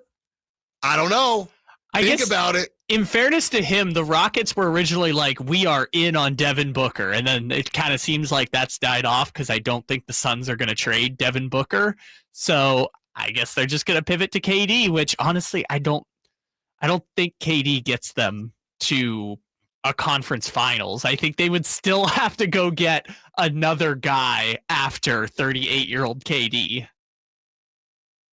Because, you're talking about now KD at 37 I think 38. Yeah, now you're talking about KD. You're basically doing what the Kings ended up doing with DeMar DeRozan. 37. Yeah, you're doing the same thing with DeMar DeRozan, but with KD. And does KD want to do that? Right? Does he want to be that guy every single night? In that situation, Jalen Green would be gone. So who is your secondary scorer to kind of give KD a night off? I mean, I know it's crazy. Wait, you're saying Jalen Green would be gone in that deal? A lot of people going to be gone. Yeah. I guess I'm just assuming it's going to be the Tari Eason, Jabari Smith Jr., So Reed Jalen Shepherd. Green's your number 2. Okay. Yeah. I mean, Şengün, Jalen Green, and KD is not bad. That's like the 6th best team in the West, which is kind of crazy to say at this point. I just don't know what they do, honestly. Like, I understand them wanting to go after Devin Booker. I understand them wanting to big fish hunt. I just look at them and I'm like, I think they're probably going to strike out and possibly settle on someone that's not going to get them to where they want to go. Yeah, they got the pieces. They got to figure out who they want and who wants to do business with them. The other teams that could be interested in Zion and would have better packages, Portland Trail Blazers, the Detroit Pistons, the Brooklyn Nets, the Chicago Bulls, the Toronto Raptors. I think, and we haven't talked too much Giannis. We're going to talk a lot of Giannis tomorrow. Hint, hint for our trade candidate. We ain't afraid to big fish, okay? We're not just going to do the DeJounte Murrays of the world. We're going to take some real hacks. We're going to swing for the fences. So don't you worry. Giannis is done now. We were getting the show ready, and we didn't know whether they would win or not. But now that Giannis is done, we're not, just give me Bobby Portis. We're going to big fish hunt, okay? Oh, sell so many jerseys. So don't you worry about that. But honestly, with that being said, I don't know why. Because I saw somebody say, Giannis is going to go to the West, isn't he? I hate this conference. If you're Giannis, why would you do that? I know he loves Steph Curry, but you just had some really bad luck throughout your tenure in Milwaukee, but you always had a chance because you're in the East. I don't know why, unless you're going to, honestly, the Warriors or throw another team at me. I just don't know why Giannis would go to the Western Conference. I guess we're not thinking that many steps ahead right now because we don't even know if Giannis is going to leave. And if Giannis is going to leave. He's leaving. He's leaving. Even if he does decide to leave, it's not as straightforward of a path as people might think it's going to be to land on one of the. Now, Miami, that makes sense. They got like $60 million in cap space. They can make that work. Brooklyn, they can make that work. They got like $60 million in cap space. Everyone else, like, you're going to have to take significant pieces away from their team to make that deal work. Like, if you say Golden State, right? The Warriors have this obsession with him. You're taking away basically everyone except Steph, Draymond, and Podziemski.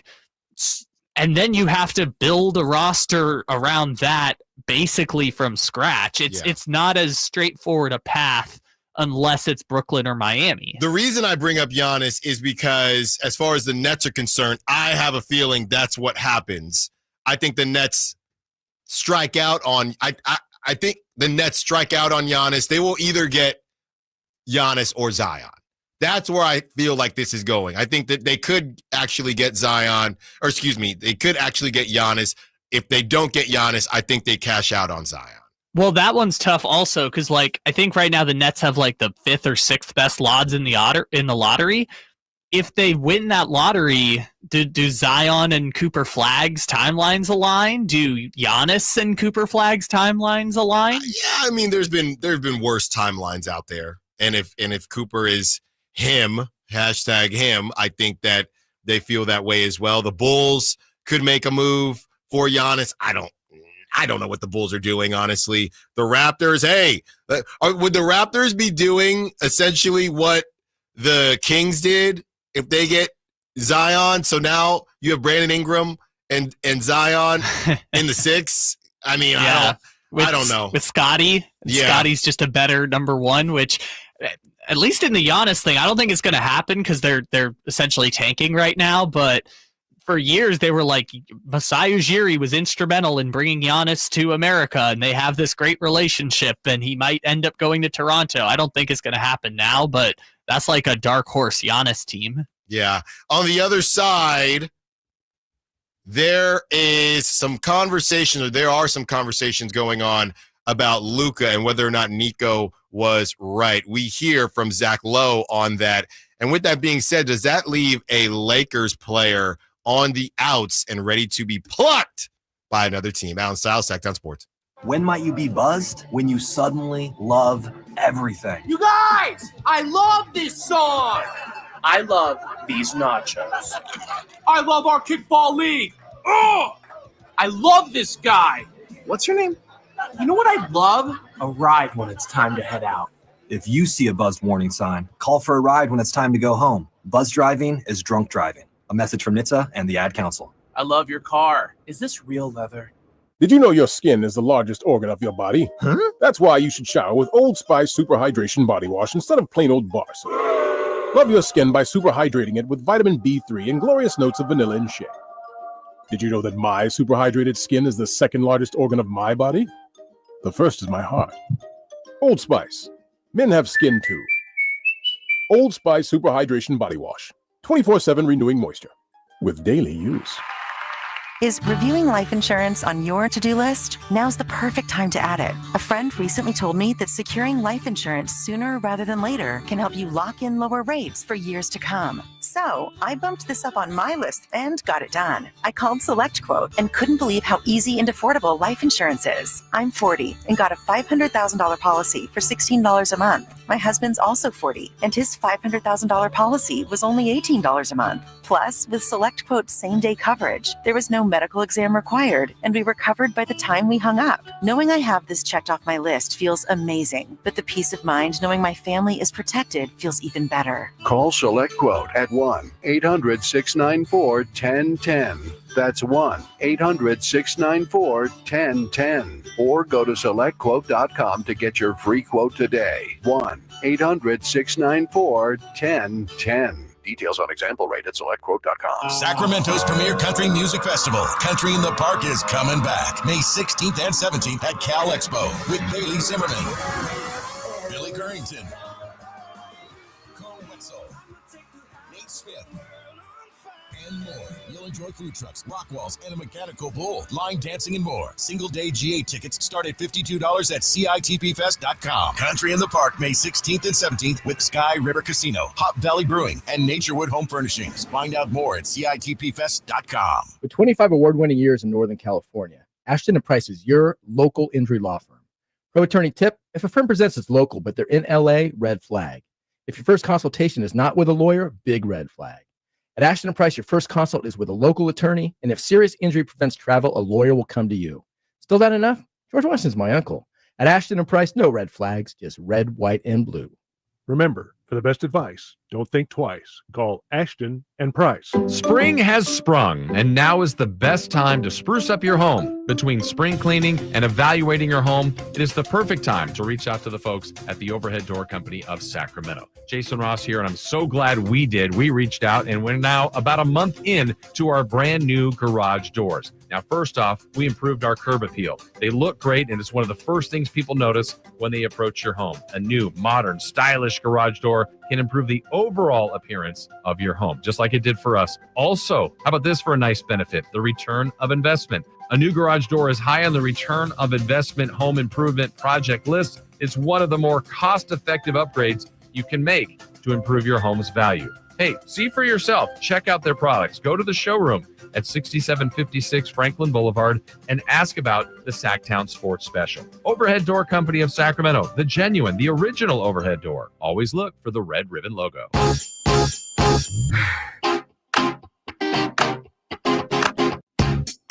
Allen Stiles You can join the show by texting 916-339-1140. on Sacktown Sports.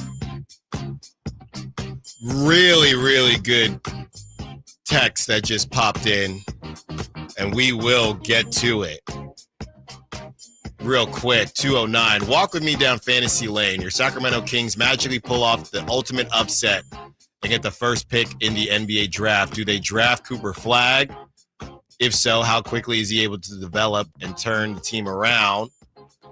Or do you trade the first pick and rights to Cooper Flagg for a massive trade package? Yeah, we're going to do that in the 12 o'clock hour, 2:09. That's great stuff.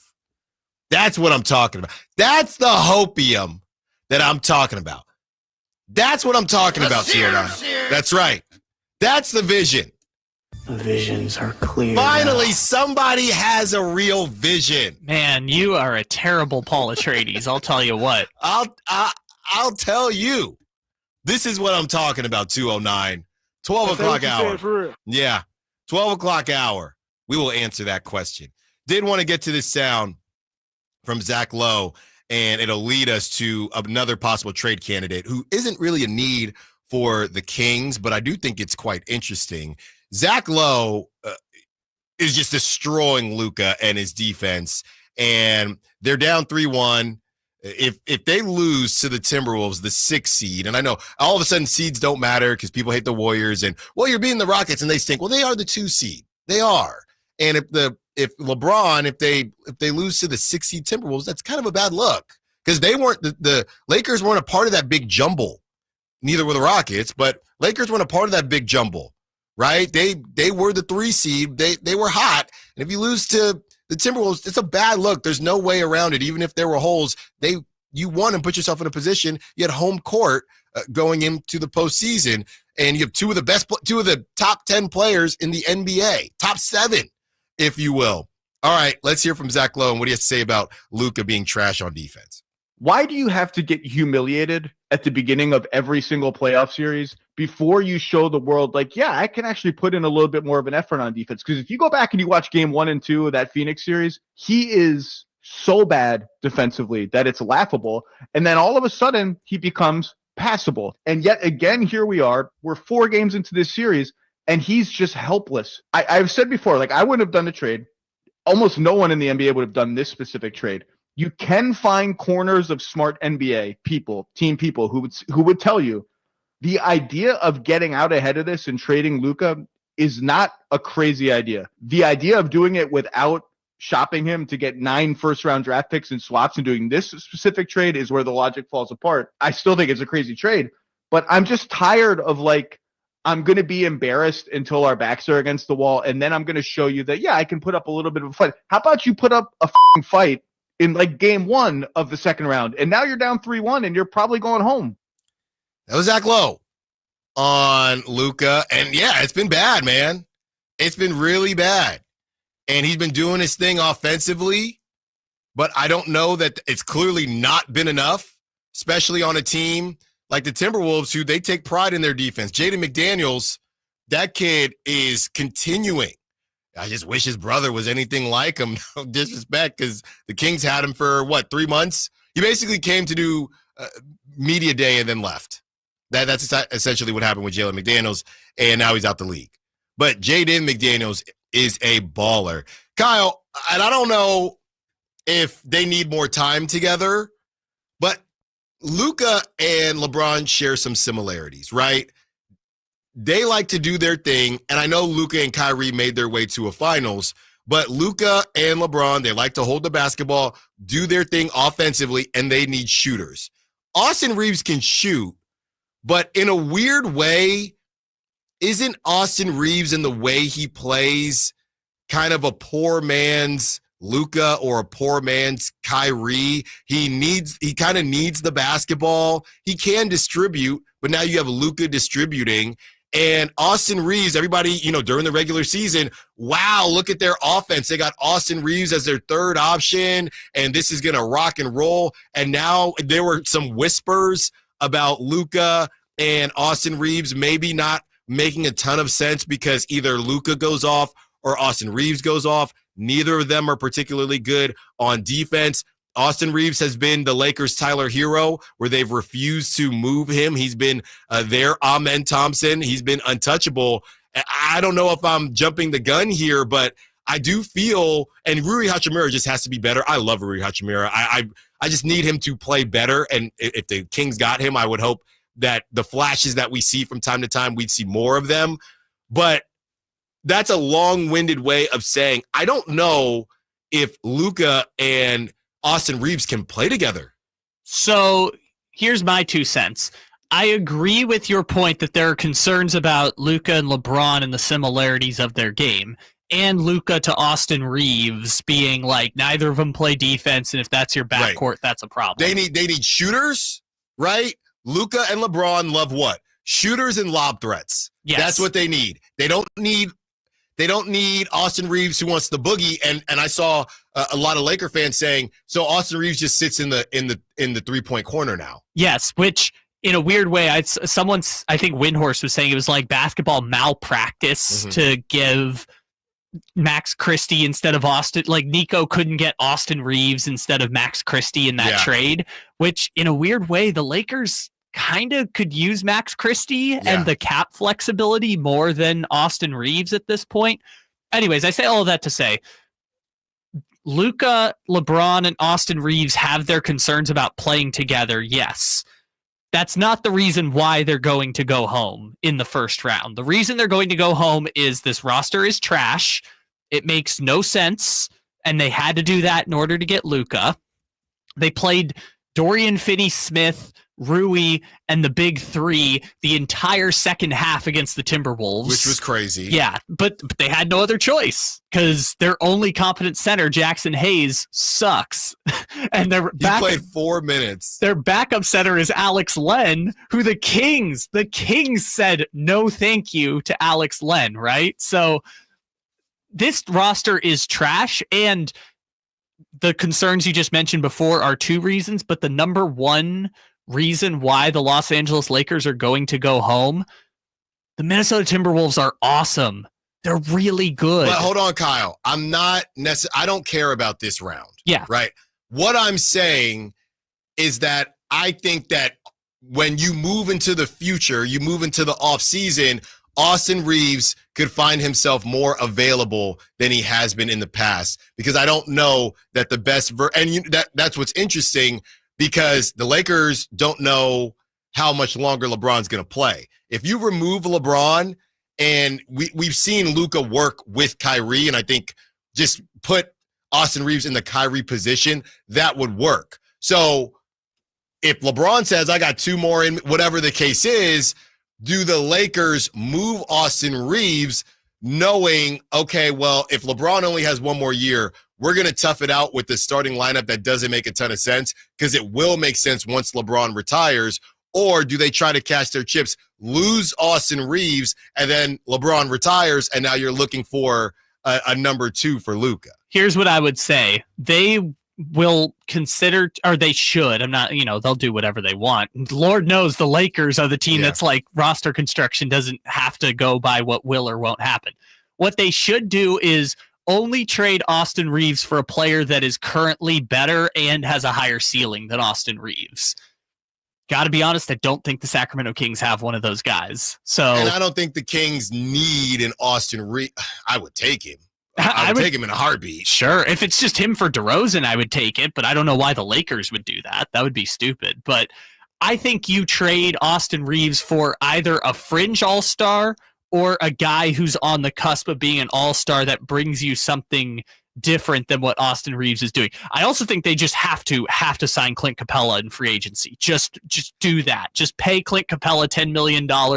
Use the mid-level exception. Just be there. Just Luka throwing lobs to Clint Capella. That would solve so many of their problems. Couldn't you argue, I know the money's not the same, but couldn't you argue,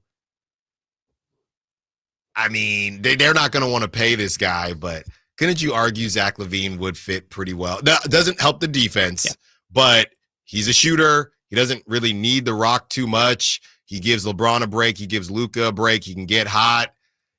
Give me Rui and Austin Reeves for Zack Lavine. They would never do that. This is the most frustrating part about the Zack Lavine experience.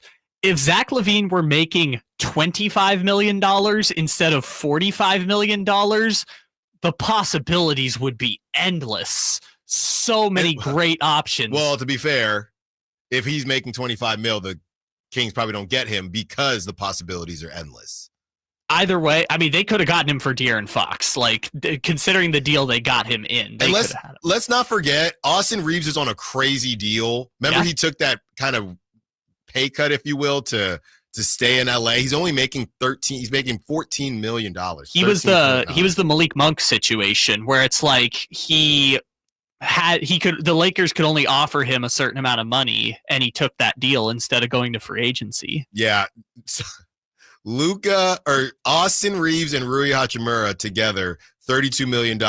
That's still not sniffing Zack Lavine's 47. Yeah, that's why, again, if Zack Lavine were don't even make it 25. If Zack Lavine were making 35, there were so many different things they could do with Zack Lavine. The problem is with $45 million, no one wants that contract. No, I'm trying to add my boy Dalton Connect. That's not enough money. It's just, we're not going to get there, man. I honestly don't know what the situation, like, who is a team that has a fringe all-star that is like, we would like to bottom out even further? I don't really know who that is at this point. Who would the Lakers even flip Reeves for? I cooked right here. The Lakers say no, but would you do this and a first?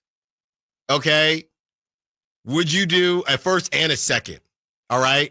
Would you do, if the Lakers were down, hey, Lakers, you get Zack Lavine and a first and a second. Rui Hachimura's got 1 year left to make $18 million. Rui Hachimura, Austin Reeves makes $13 million, got 2 years left. And Jared Vanderbilt's got 3 years for $11 million. You got your defense, you got Austin Reeves, you got Rui. Are the Lakers going to then take that and trade for Giannis? That's the only reason I would see them doing that. It would have to be like a convoluted 3-team trade that somehow sends Austin Reeves to the. Yeah, no, it's not. Lakers, they don't pick up the phone, huh? Well, no, I think it works only if that package of Lavine and picks is going to get rerouted to a third team, and the Lakers are going to get, I don't know, Ja Morant. I just think when I watch the Lakers, obviously Luka and Lavine would be a little rough on defense, but they could find somebody. I think that the Lakers could use a Lavine before they could use a DeRozan. Yeah, I think they could use both of them for different reasons. This is gonna probably piss some people off, but like the Lakers would be better off sending that exact same package you just talked about of Reeves and picks. Mm-hmm. They'd be better off sending that to Chicago for Josh Giddey than they would be sending it to Sacramento for Zack Lavine. Stop that. That's how much the cap flexibility matters, because the Lakers aren't one dude away. They have to make like 3 or 4 little moves. Yeah, you can't. Yeah, it's just, this contract is just crazy, respectfully, but this contract is nuts. All right, we're way over time. We'll keep the conversation going. Zack Lavine, you still want him in town? He wants Doug Christie. Allen Stiles, Sacktown Sports. The Sacktown Sports 1140 newsletter right to your email. Get your latest on the Sacramento Kings, athletics, and Republic FC with the Sacktown Sports 1140 newsletter. Visit sacktownsports.com to join. It's Carmichael Dave talking to you about my good friends at American Energy. You're in the Sacramento area. You know how the seasons work. They are a-changing right now. So American Energy wants to help you stay warm for the rest of the cold season, but help you stay cool during the warm season. Best way to do that, make sure your system is operating safely. So right now is the time to take advantage of half off a tune-up, $24.50. They cut that right in half, and if you want a diagnostic, guess what? You can't beat free. If it's free, it's me, and now it can be you. And also, it's the end of the season blowout. $4,000 off a new system plus any rebates. That $4,000, that's a direct drop from the sticker price. It's a great deal. Check them out at theaeway.com or an instant quote, or give them a call at 916-520-9990. That's 916-520-9990. Tell them your good buddy Carmichael Dave sent you. Call 916-520-9990 now. Ready to order? Yes. We're earning unlimited 3% cash back on dining and entertainment with the Capital One Saver Card. So let's just get one of everything. Everything? Fire everything. The Capital One Saver Card is at table 27, and they're earning unlimited 3% cash back. Yes, Chef! This is so nice. Had a feeling you'd want 3% cash back on dessert. Ooh, tiramisu. Earn unlimited 3% cash back on dining and entertainment with the Capital One Saver Card. Capital One, what's in your wallet? Terms apply. See CapitalOne.com for details. Progressive knows when you own a boat or RV, it's like you're automatically on vacation, even if you're actually a marriage counselor in the middle of couples therapy. But in your mind, you're camping in Acadia, puttering around Frenchman Bay. Your boat and RV are both protected. You're lobster drenched in butter and... Uh-oh, did your clients just notice you weren't listening? Quick, do the thing where you just repeat back exactly what they said, but as a question. They bought it. Now back to Maine, earning an automatic discount bundling your boat or RV with your home or auto. Progressive Casualty Insurance Company affiliates and other insurers. Not available in all states or situations. Power Business Technology is proud to be a 100% independent, locally owned and managed Toshiba copier dealer. Local ownership cuts out the red tape, allowing ourselves to never be too busy to personally answer the call when our clients need us. Recognized for excellence in service execution, training, and customer service, we're proud to be named a Toshiba ProMasters Elite Dealer since 2021. Contact us today for all your business printing needs at 844-POWER-BZ. That's 844-769-3729 or visit us at powercopiers.com.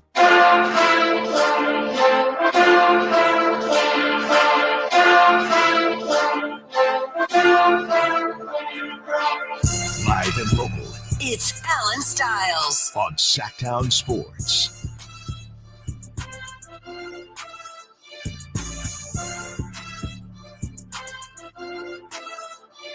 Kyle, is this even legal? Not that it would happen. 916, I think they're talking about Zack Lavine. What are we talking about here? Just release him outright and use the money on multiple pieces. Pretty simple. Can you even do that? I mean, you can, but you don't get the salary cap relief. They're saying, but the Suns might do that with Bradley Beal. They might take a $90 million cap hit next season to have the flexibility after next year. But if you're taking the cap hit, then what is the point of doing it? Oh, there is none. It's a terrible idea. That's why people do buyouts. They buy you out of your contract for a lesser value in order to, recoup a little bit back. Let's just play the game. Zack Lavine, it has this year, or I guess 1 year left on his deal. So then if you just outright released him, you get hit with the cap for 47, then I don't know what the hell happens to the player option. He gets to decide. Do you want to accept or decline? So you would lose him for a year. He's just off the team, and then he can still opt into that. You can't just get rid of the contract. No, he would have to decline the player option and then agree to a buyout. And that's not happening. This is basically what happened with Ben Simmons. Remember, Ben Simmons had... was it Blake? No, Ben Simmons had a year left on his contract, and it was $30 million, and they bought him out for like 26, and they got like $6 million of cap relief, and he got to keep the rest and go sign with the Clippers. Yeah, if that was a real thing, you know how often that would happen, right? If it was that simple to just get out of Dodge, it's not that simple. Why do you think NFL teams cut people all the time? Because the contracts aren't guaranteed. Yeah. It's not that simple. And we're forgetting one huge factor, that the owner of the Kings really likes Zack Lavine. And we talked about it before. Zack Lavine was good. Yes, he's a good player. Really good. His second biggest crime is that he's not De'Aaron Fox. The first biggest crime is that he makes $45 million. Yeah. His second biggest crime is just he's not De'Aaron Fox. Maybe he's a tier 4 star and De'Aaron Fox was a tier 2 star. That's why the Kings got the draft picks, is because they didn't get equal value in return for De'Aaron Fox, an expiring contract. 916-339-1140, call line and text line. Stephon Castle wins Rookie of the Year. The Spurs go back-to-back with Rookies of the Year. And in conversation, so Durant and Giannis, probably the two biggest fish this offseason. They've been connected to some of the same teams. They've been connected to some different teams. But with Amen Thompson being deemed untouchable with the Rockets, who are still playing basketball, by the way, Stephon Castle, and I don't know that this is official, but there are a lot of conversations with Spurs fans, and we know Spurs fans, they think that whole damn team is untouchable, and they were terrible, but somehow every player on that team is untouchable. Stephon Castle, they want to deem him untouchable in Giannis talks, which is probably the most insane thing I've ever heard in my life. This is where you get the most back for Stephon Castle. I saw one Spurs fan that had a more realistic take that said you could argue that Castle's value could possibly never be higher than right now. And if the Spurs, like we said, Wemby is coming, if the Spurs, who've now added De'Aaron Fox, and by the way, if they do add Kevin Durant and Giannis, I would have been correct in saying that when the Spurs seriously compete for a championship, De'Aaron Fox will be the third option, by the way. If they end up doing that, we'll cross that bridge when we get there. But yeah, the idea, we got to stop with this. And I get it. Stephon Castle's really good. I mean, he's a huge guard. He can score on all three levels. But you have an opportunity to pair Giannis with Wemby, or honestly, we could have a conversation about holding on to Stephon Castle for Kevin Durant. We could have that conversation, and I don't think that's insanity. But you have an opportunity to get Giannis in a Spurs jersey with Wemby, and you're trying to tell me that Stephon Castle, newly named Rookie of the Year, is untouchable? You are out of your mind. I think that's probably the centerpiece. And again, there's levels to this. They tried to get Stephon Castle for Fox, wasn't even in the conversation. Now, should they have gotten Devin Vassell or Keldon Johnson? I would have even taken Sohan. Yes, they probably Sohan's getting younger. Sohan's like Benjamin Button. Every time I look at Sohan, he's younger. Now he's 21 years old. Yeah. Just go get him. He's 6'10", 21 years old. Yeah, who cares? You could have signed him to a restricted contract. Keegan could have moved to the 3. Just get one of them. They could. Yeah, again. Sometimes I do just think about, they really let Monty make all these moves and then canned him. It's crazy. Well, if you've heard the Sam Amick reporting too, it actually wasn't. I guess that's fair. There's disputes about whether or not Monty even wanted to do that in the first place. That's true. That's true. So I guess the moves would have been made. There wasn't the Monty timeline. It was ownership's timeline. Yeah, they got. Again, this is why we're frustrated by the whole saga. It's like we knew they were going to get 70 cents on the dollar for De'Aaron Fox because he only had 1 year left on the deal and said, I want to go to San Antonio, right? They knew they were going to get 70 cents on the dollar, and they still only got 50. Like, that's the part that's most frustrating. It's just, you could have gotten Sohan. Castle is fine. Like, here's where I will advocate for Stephon Castle. Not that he's totally untouchable and going to be this next great star, but think about how many draft picks the Spurs have had over the last 7 years of not making the playoffs. They've gone from Malachi Branhams to Jeremy Sohans to Devin Vassell, who actually got a giant contract out of it, Keldon Johnson's, Luka Samadrich's. Like, they've done so many picks, and he's the one that you look at and is like, oh yeah, we know right away this dude has got something. So I'll give him that. I think I understood why they didn't want to include him in a Fox trade.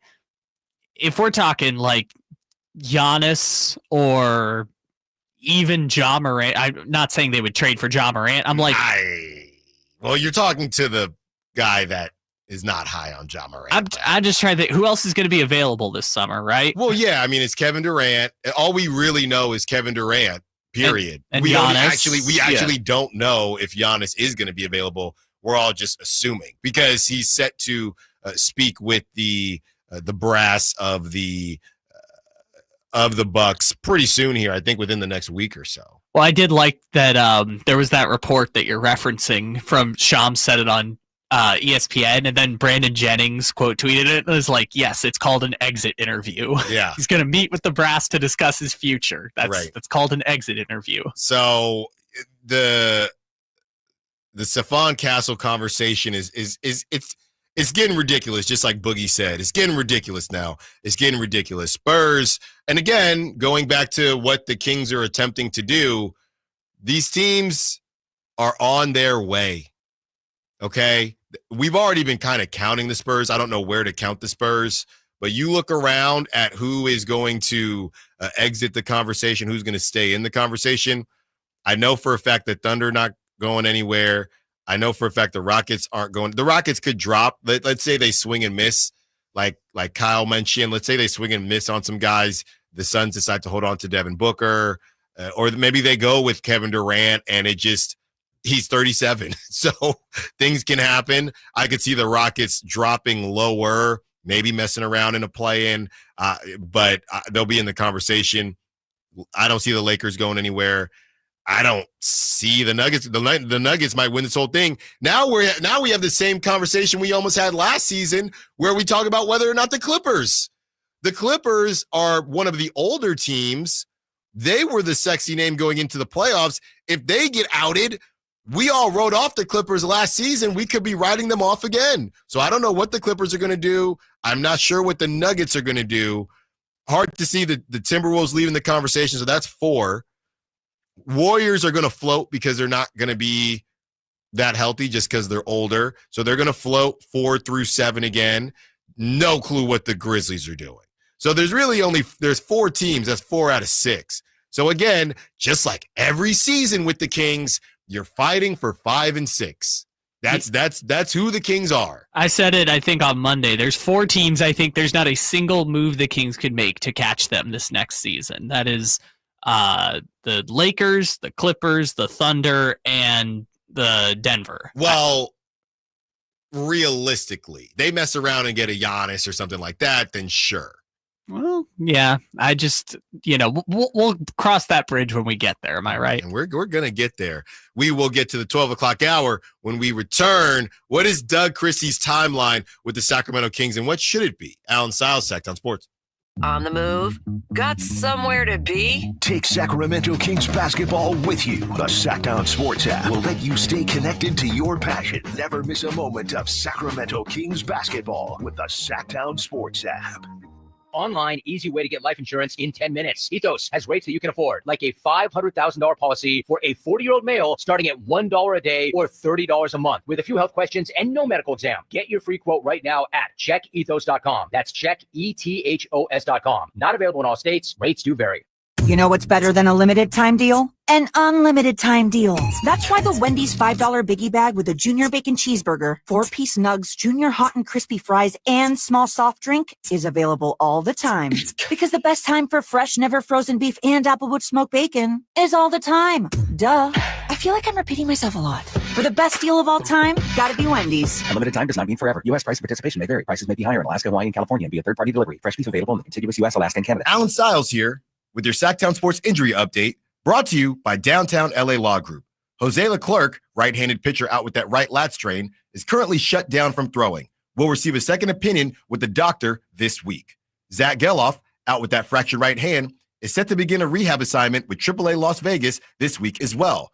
Goal is to get around 35 at-bats, and that will put him in line for a return in early May. This injury report was brought to you by Downtown LA Law Group. Hey, I'm Allen Stiles. Have an injury? Call Downtown. Downtown LA Law Group, an injury law firm, has many happy clients in Sacramento and the surrounding areas who have called Downtown. Get paid for your injuries from slip and falls or auto accidents. One of their most recent settlements was $1.5 million for a motorcycle accident. Have you had an auto accident? Call Downtown. Text injury help to 40222. That's injury help to 40222 and visit them at calldowntown.com. Drivers who switch and save with Progressive could save hundreds. With that kind of money, you could go big time and skip the regular line at the airport and pay for speedy security. Imagine not having to quickly unpack and pack at the place you already came packed to. And wearing your shoes the whole time you're there? You can't put a price on that kind of luxury. Well, actually you can, and you paid for it. Switch to Progressive and you could save big time for speedy security. Progressive Casualty Insurance Company and affiliates, not available in all states. Potential savings will vary. Ready to order. Yes. We're earning unlimited 3% cash back on dining and entertainment with the Capital One Saver Card. So let's just get one of everything. Everything? Fire everything. The Capital One Saver Card is at table 27, and they're earning unlimited 3% cash back. Yes, Chef!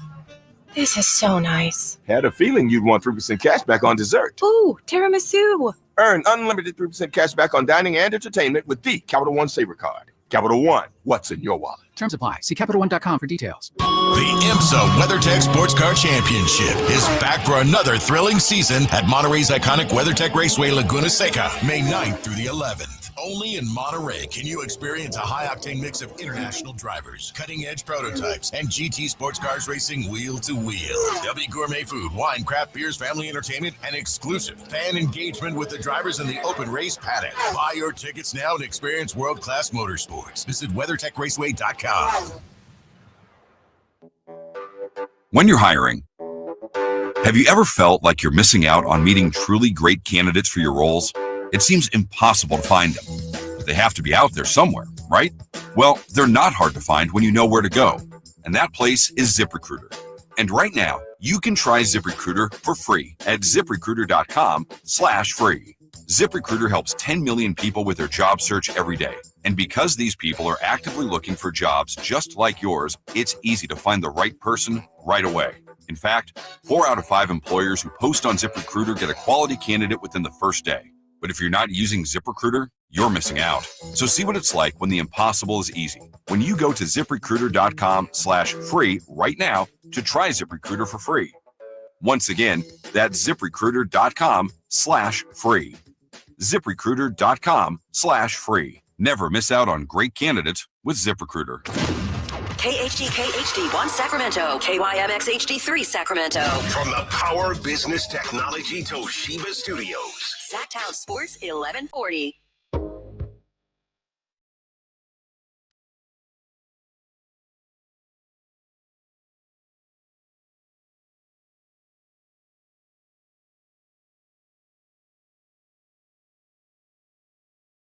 Your home for Kings Talk and so much more. Live and local. Allen Stiles on Sacktown Sports.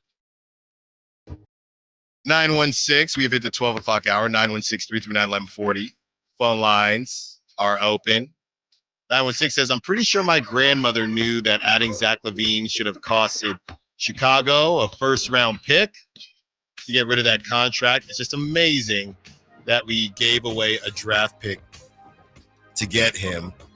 Rob Bishop on the Sack Chat says, Sohan is trash. That's the dude that has a different hair color every week. Yeah, I'm good. Look, he's 21 years old. He's 6'8", and he's played a ton of different positions. And as Denzel once said, the Kings, they should have left with something. I'm leaving here with something. The Kings should have left with something. Okay. Yeah, it's not. Again, this is the thing that I think people don't realize. I'm not saying, oh, they should have gotten Sohan over. No, just get Sohan. Just for get nothing. Him. Yes. Just get him. He's 21 years old. I would have taken Champagny. Yeah. Just any of them. Just bizarre. Just one forward. Just give me one forward. Can I put on? I'm gonna put on my tinfoil hat for a second. Okay. I'm leaving here with something. I'm leaving with something. I'll put on my tinfoil hat. Okay. If you're Monty McNair and you kind of know that all this stuff is going to come out, right? I don't know if he spoke to The Athletic. I'm not sure. But you know where this is headed. When they did the deal, Wes Wilcox leaves, shortly after that. So Monty essentially knows Magic Johnson, I'm not going to be here. Okay? So as you're making these moves and you don't know where this starts and ends, where it's, well, Vivek said to do the deal and Monty was in charge of getting the best value, are you as motivated if you know that it's a deal, 1, you didn't want to do, and 2, you're probably going to be gone next season, and 3, this is all going to come back on Vivek anyway? Did Monty take a hit? Did that article save Monty's career and save how he's viewed and save his legacy? I'm not sure if it did all that, but I can guarantee you this much. Ever since that article came out, I don't know how much people sit there and complain about the deal that Monty made. So with that being said, did Monty necessarily put the best foot forward with that deal or care about the future of that deal when Magic Johnson, I'm not going to be here? I'm not going to fight back and forth about Jeremy Sohan. Vivek is obsessed with winning right now, so bleep it. Here you go. There it is. I'm probably out of here anyway, and it's going to come out that I didn't even want to do this deal. So I didn't even want to move De'Aaron Fox. So there you have it, Vivek. Hope you're happy. I don't know. Now, obviously, if you're Monty, you want deals to look good. So that's kind of the reason against it. But if everything's gonna be blamed on Vivek anyway, hey, they're playing hardball. Vivek wants me to do this deal. I don't even want to do the damn deal. Here you go. And I'm out. It was going to happen no matter what. Once they made the decision, they were and again, I say they as the proverbial organization. Once the organization made the decision, we are going to trade De'Aaron Fox for Zack Lavine. Because remember, on that Friday show, we thought the deal was going to get done. We talked to Dusty in San Antonio, and we're getting sources. We thought it was going to be a 4-team deal with Fox for Lavine, and it was going to get done. And then they eventually had to work through it, but once they made the decision they were going to trade De'Aaron Fox, that was the deal that was going to happen. And I think it came together too fast. And from reporting that we've seen afterwards, there were too many voices giving their input on what they wanted back in return. And they kind of got a little bit of everything, but not enough of what they needed, right? They got a little Zack Lavine. Right. A little bit for now, a little bit for the future. A little bit to make subsequent acquisitions, right? Because if you look at the trade in totality, they took those second-round picks and CD Sissoko and got Jonas Valanciunas and Jake Laravia. He's going to be the guy. I don't think so. Watch him be the guy. I don't. He's somewhere in Portland right now. I thought he was in Brooklyn. No. Well, he was never in Brooklyn. I thought he went to Brooklyn. No, he went to Washington. Shout out CD Sissoko. He was in the Valanciunas trade. He was too tall. But again, it was a little bit of everything and not enough of what they needed, right? Instead of going all in on one direction, whether that's take 7 draft picks or get a win now all-star or get pieces that you can move for another trade later on. They just took a little bit of everything. They took a little Zack Lavine, took a little draft picks, a little assets to then move to get Valanciunas and Laravia, but it didn't help them in the long run. So I don't necessarily know how Amani is viewed as far as the moves that were made. If he's trying to sell the fact that, hey, it wasn't, I didn't necessarily want to do it, and this was the best. I think that's the sell, right? I was being pressured to do this deal. I didn't really want to do the deal. So if you look at my track record and what I have been able to do, you should be able to notice that this isn't how I typically get down, and that's why things ended up the way that they ended up. That is what I'm selling if I'm Monty McNair. You look at my track record. I was the exec of the year a couple years back. Some things changed. I'll wear some of the decisions I made, as far as drafting 8,006-2 combo guards. But that deal in particular was not necessarily me, but I had to find a way to get it done. And that's really just what it is. What's funny about that is from a draft strategy, you can take 8,000 6'2 combo guards. I know it wasn't 8,000. You can take 4 straight 6'2 combo guards in the draft.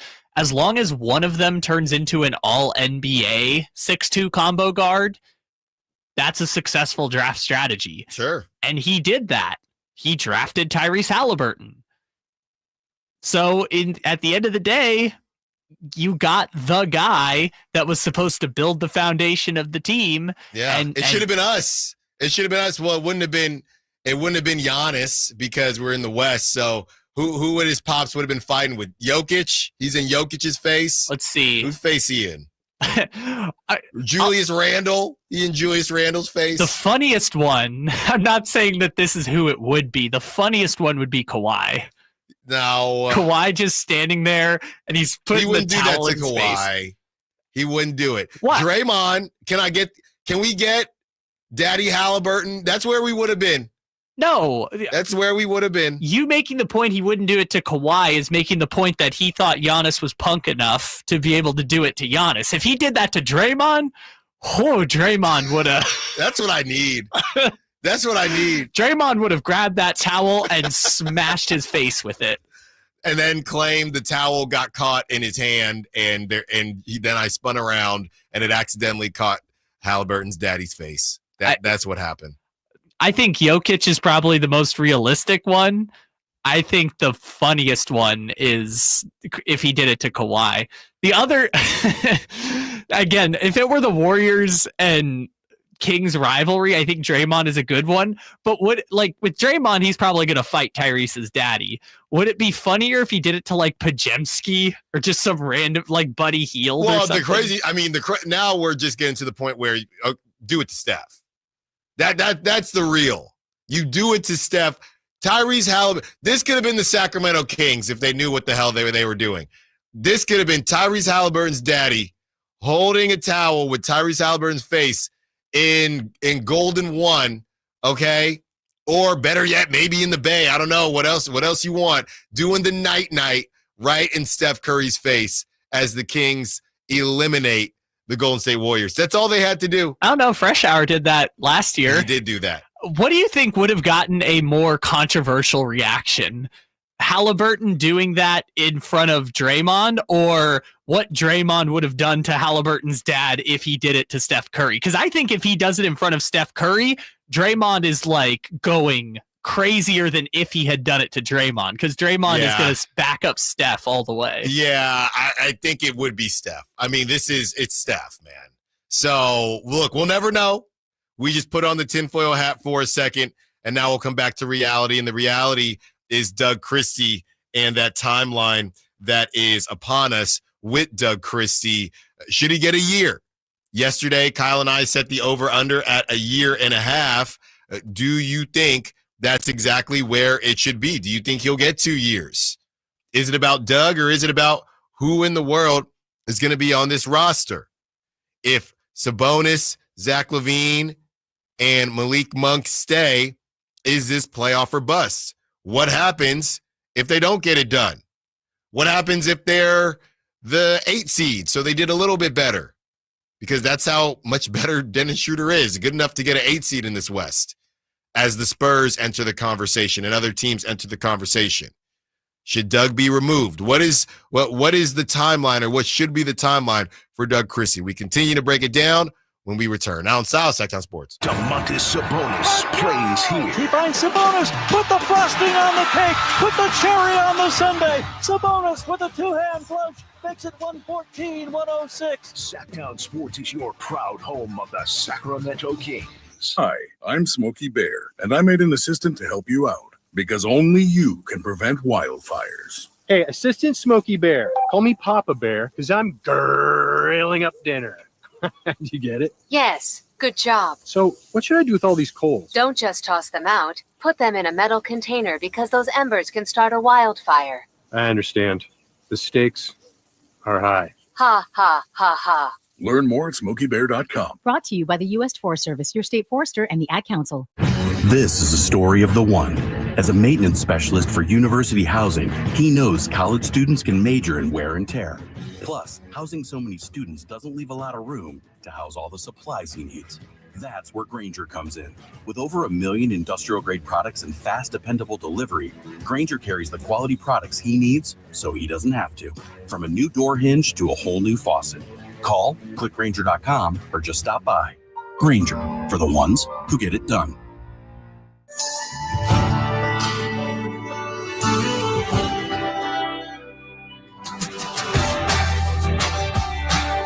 Allen Stiles. Watch the show on youtube.com/Sacktown Sports 1140.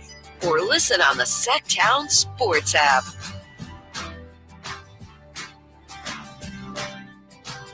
We are going to take a look at Giannis tomorrow, and it's all over social media, all over the four-letter network, Fox. Where is Giannis headed next? Who should be a part of that conversation? Giannis estimated to make $54 million next season, $58 million after that. Then we'll have a player option at 33 years old in 2027, 2028 for $62.7 million. Could you imagine? Sometimes I doing this show every day, I just got caught up in and the numbers and don't really – this is crazy. Like, this is Looney Tune money. This is Monopoly money. But I digress, as this is what happens when you are the Greek freak. And will the Kings be a part of that conversation? Will Doug Christie be a part of that conversation when the Kings try to take some swings along with other teams? 916 chiming in. Can we trade Lavine for Beal? Why are we like this? Why are we like this? We literally can't. Why? And why? Because that's when we talk about bad contracts, what do we say? The only contract worse than Zack Lavine, I shouldn't say the only, but the only contract kind of viewed that way is Bradley Beal. The brother got benched on the Suns. I don't even want to look it up. I know it's a ton of money. Why are we like this, people? Yeah, there's like 5 of them. I'm not going to say Bradley Beal is the same as Zach. Like, they're not 1 and 2, but there's like 5 or 6 of them that are all kind of in the tier of just bad. And they literally can't because Bradley Beal doesn't want to come here, and Bradley Beal has a no-trade clause. Yeah, and he's told us time and time again, I don't really care if I ride the bench. And the only players in the NBA who have no trade clauses are LeBron, Bradley Beal, and for some reason Kyle Kuzma when the Wizards wouldn't trade him to the Mavericks. Bradley Beal this season made $50 million. I said I wasn't going to do it, but I'm doing it. Made $50 million.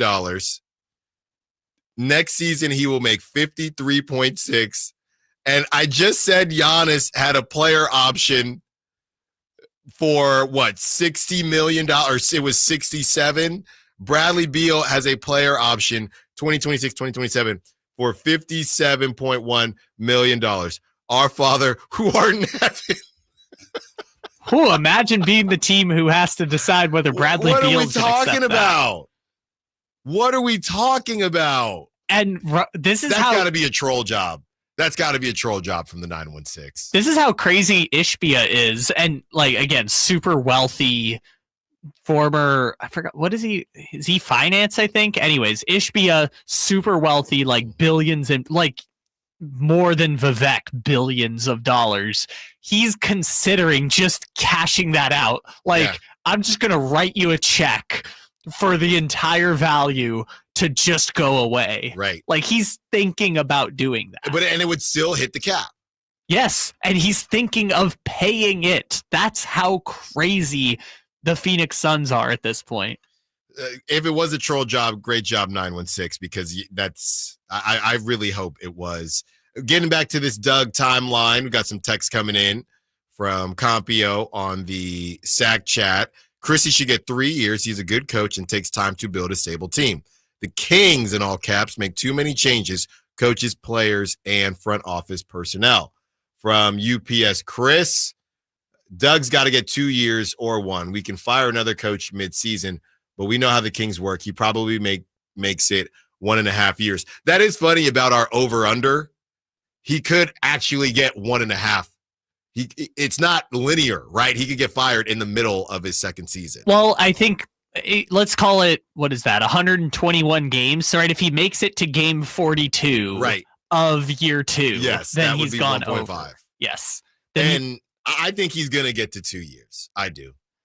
My only hesitation is, what if they pivot the entire direction? Does Doug stay the coach if they do the full teardown after next season, or they say, hey, Scott Perry's going to want to put his imprint on the roster, and we've just missed the playoffs 3 years in a row? Look, I will run this back. They were in conversation, and we don't know how much, since 2017, Vivek and Scott Perry. Scott Perry, I believe, knows how much Vivek loves Doug Christie. The question becomes if we get there, maybe, obviously, if the Kings are successful, this is a moot point. But if we get there and they are an 8 seed, let's call them an 8 seed next season, some of the same things we're hearing Doug say, some of the same terms that he said last season, and the defense isn't much better. They got Dennis Schroeder, and they were able to keep Jake LaRavia. I don't know who the hell they get for DeMar DeRozan, but they get somebody, and they're still an 8 seed. And they feel like, hey, I think a coach, it gets to a point where the bottom line is this. When the conversation becomes this coach isn't getting enough from this roster, whenever that is.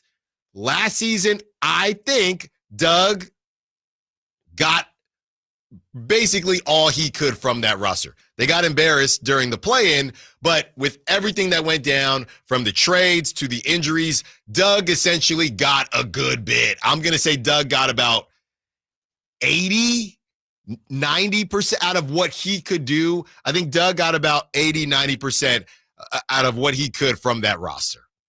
And it got to a little bit above 500, a roster that we all claimed didn't make sense, a roster that couldn't stay healthy, a roster that made some huge changes, right? So that's what it was this season.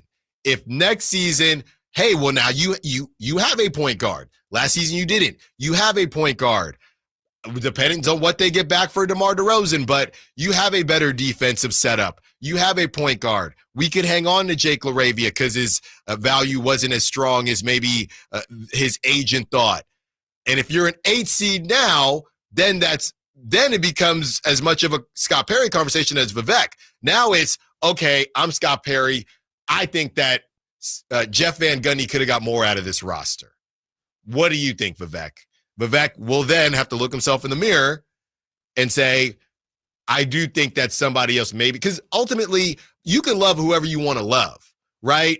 You come up, you play high school ball, whether that's football, basketball, baseball. There was always a player that the coaches loved. The coaches loved that player because sometimes, their daddy would, pay the money or whatever. But a lot of times it was because that coach thought, hey, this kid's going to figure it out. And then they don't. And when they don't, that kid might get a longer leash than others, but eventually the coach looks himself in the face and says, I thought that this kid was going to be something, but he's not. And I have to move forward. So after next season, if they're an 8 seed and they've made the requisite changes that they feel like should have been better than that, because let's go back to the win total going into this season. The win total was supposed to be, what was it, 47.5? Was that what it was? Mm-hmm. And they ended at, the Kings 40. They ended at 40. So they were 7 games under that, right? Crazy trades, crazy injuries, change of a coach. So, but Doug in particular had a winning record. So next season, and I know Vegas isn't the end all be all, but I would assume they're probably going to be around the same thing next season, even if they make some changes, because other teams are going to make changes. So the Kings can go out and get a point guard. The Kings can go out and get another wing. But if Giannis goes to the Spurs and the Blazers make a random move or the Rockets do, that could alter what their total looks like because they're in the West. So if they're set at 47 again, and Doug is at 40 again, that's when we're going to know more from Vivek, or even closer, right? Let's say it's 45, whatever it is, and we look at the revenue, and hey, teams or fans just aren't as excited anymore. That's when Scott Perry's going to say, look, man, this is why you brought me in, right? Doug had 2 years. And he did pretty well, or I guess more than a year and a half. But he got 1 full season. What happens next season? You're going to say, what are we waiting for? And I have to bring in somebody that I think is going to align better. And maybe Scott Perry and Doug do align well, and he gets more time.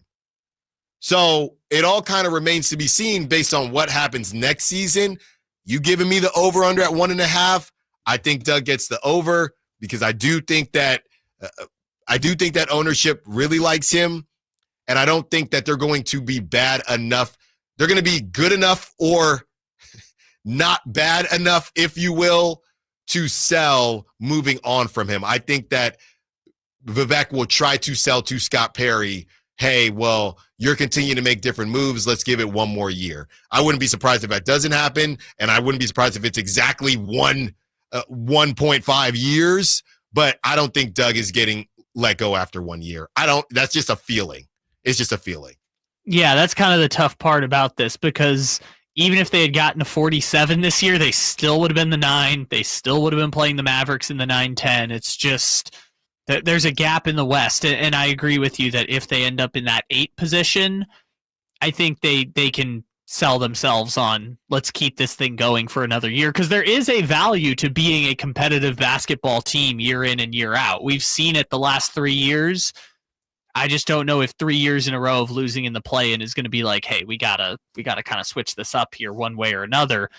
But we also talked about it when the play-in was going on. Most of these 10 seeds, they're either on the way up or they're on their way out. And there's also the world where the Kings are at the end of next year on their way out. 209 had a great text during the 11 o'clock hour. We said we'd address it in the 12 o'clock hour, and it's coming up next. If the Kings do get lucky, is there a world where they don't keep Cooper Flagg? Allen Stiles, Sacktown Sports. You never know what you might hear when listening to a Sacramento Kings game. Out of Keegan, going for another triple. Man, is he feeling it. Keegan, can he do it? Yes, there's number 11, Keegan Murray. Keegan steps back. He just knocked down his 12th three-pointer, a Kings franchise record. He's got 45 points. Never miss a moment of Sacramento Kings basketball with Sacktown Sports and the Sacktown Sports app. Power Business Technology is proud to be a 100% independent, locally owned and managed Toshiba copier dealer. Local ownership cuts out the red tape, allowing ourselves to never be too busy to personally answer the call when our clients need us. Recognized for excellence in service execution, training, and customer service, we're proud to be named a Toshiba ProMasters Elite Dealer since 2021. Contact us today for all your business printing needs at 844-POWER-BZ. That's 844-769-3729, or visit us at powercopiers.com. We're super excited to announce that the new Truck Center is now open at Sacramento Chrysler Dodge Jeep Ram. And it's easy to find from anywhere. They're centrally located right across from Hagan Oaks Golf Course. At Sacramento Chrysler Dodge Jeep Ram, you never have to sacrifice great service to get a good deal. They make sure you're treated the way you deserve to be treated. Showing time and time again that Sacramento Chrysler Dodge Jeep Ram, it's the place where a handshake still means something. I mean, that's the reason why people are coming from all over town. Elk Grove, Folsom, Woodland, Roseville. Stop on in and experience the difference for yourself. It's a myth to think you don't play golf well enough to get fitted for golf clubs. The professionals at the Hagan Oaks Player Performance Studio would argue that playing the game with golf clubs properly fitted to your body and swing characteristics is the best way to improve your game and have more fun on the golf course. With a professional staff of fitters, all the major brands of equipment, and cutting-edge technology featuring TrackMan, the indoor-outdoor Hagan Oaks Player Performance Studio is worth a look. See for yourself, Fulton Avenue at the Cap City Freeway. Schedule your fitting at 916-808-2531, 808-2531. Sacramento's premier country music festival, Country in the Park, is coming back May 16th and 17th at Cal Expo with Bailey Zimmerman, Billy Gurrington, Cole Wetzel, Nate Smith, and more. You'll enjoy food trucks, rock walls, and a mechanical bull, line dancing, and more. Single-day GA tickets start at $52 at CITPFest.com. Country in the Park, May 16th and 17th with Sky River Casino, Hop Valley Brewing, and Naturewood Home Furnishings. Find out more at CITPFest.com. It's Carmichael Dave talking to you about my good friends at American Energy. You're in the Sacramento area. You know how the seasons work. They are a-changing right now. So American Energy wants to help you stay warm for the rest of the cold season, but help you stay cool during the warm season. Best way to do that, make sure your system is operating safely. So right now is the time to take advantage of half off a tune-up, $24.50. They cut that right in half, and if you want a diagnostic, guess what? You can't beat free. If it's free, it's me, and now it can be you. And also, it's the end of the season blowout. $4,000 off a new system plus any rebates. That $4,000, that's a direct drop from the sticker price. It's a great deal. Check them out at theaeway.com or an instant quote, or give them a call at 916-520-9990. That's 916-520-9990. Tell them your good buddy Carmichael Dave sent you. Call 916-520-9990 now. Only one radio program captures the excitement of hunting and fishing as it happens. The award-winning California Sportsman with Sep Hendrickson. Only California Sportsman takes you where the action is. Live on the water, live in the blind, and live with the top pros and experts in outdoor sports. California Sportsman with Fishing Hall of Famer Sep Hendrickson is your premier destination for all things outdoors. Sep's Saturday Morning Outdoors. Ultimate Bass and California Sportsman, 5 a.m. to 8 a.m. Saturdays on Sacktown Sports 1140. Get in on the action at Sky River Casino. With over 80 table games, the hottest slot machines, and a thrilling high-limit room, you'll enjoy a casino experience on a whole new level. Just minutes from Sacramento, right off Highway 99 in Elk Grove. Join in the fun. Sky's the limit at Sky River Casino. Visit skyriver.com today. Gambling problem? Call 1-800-GAMBLER.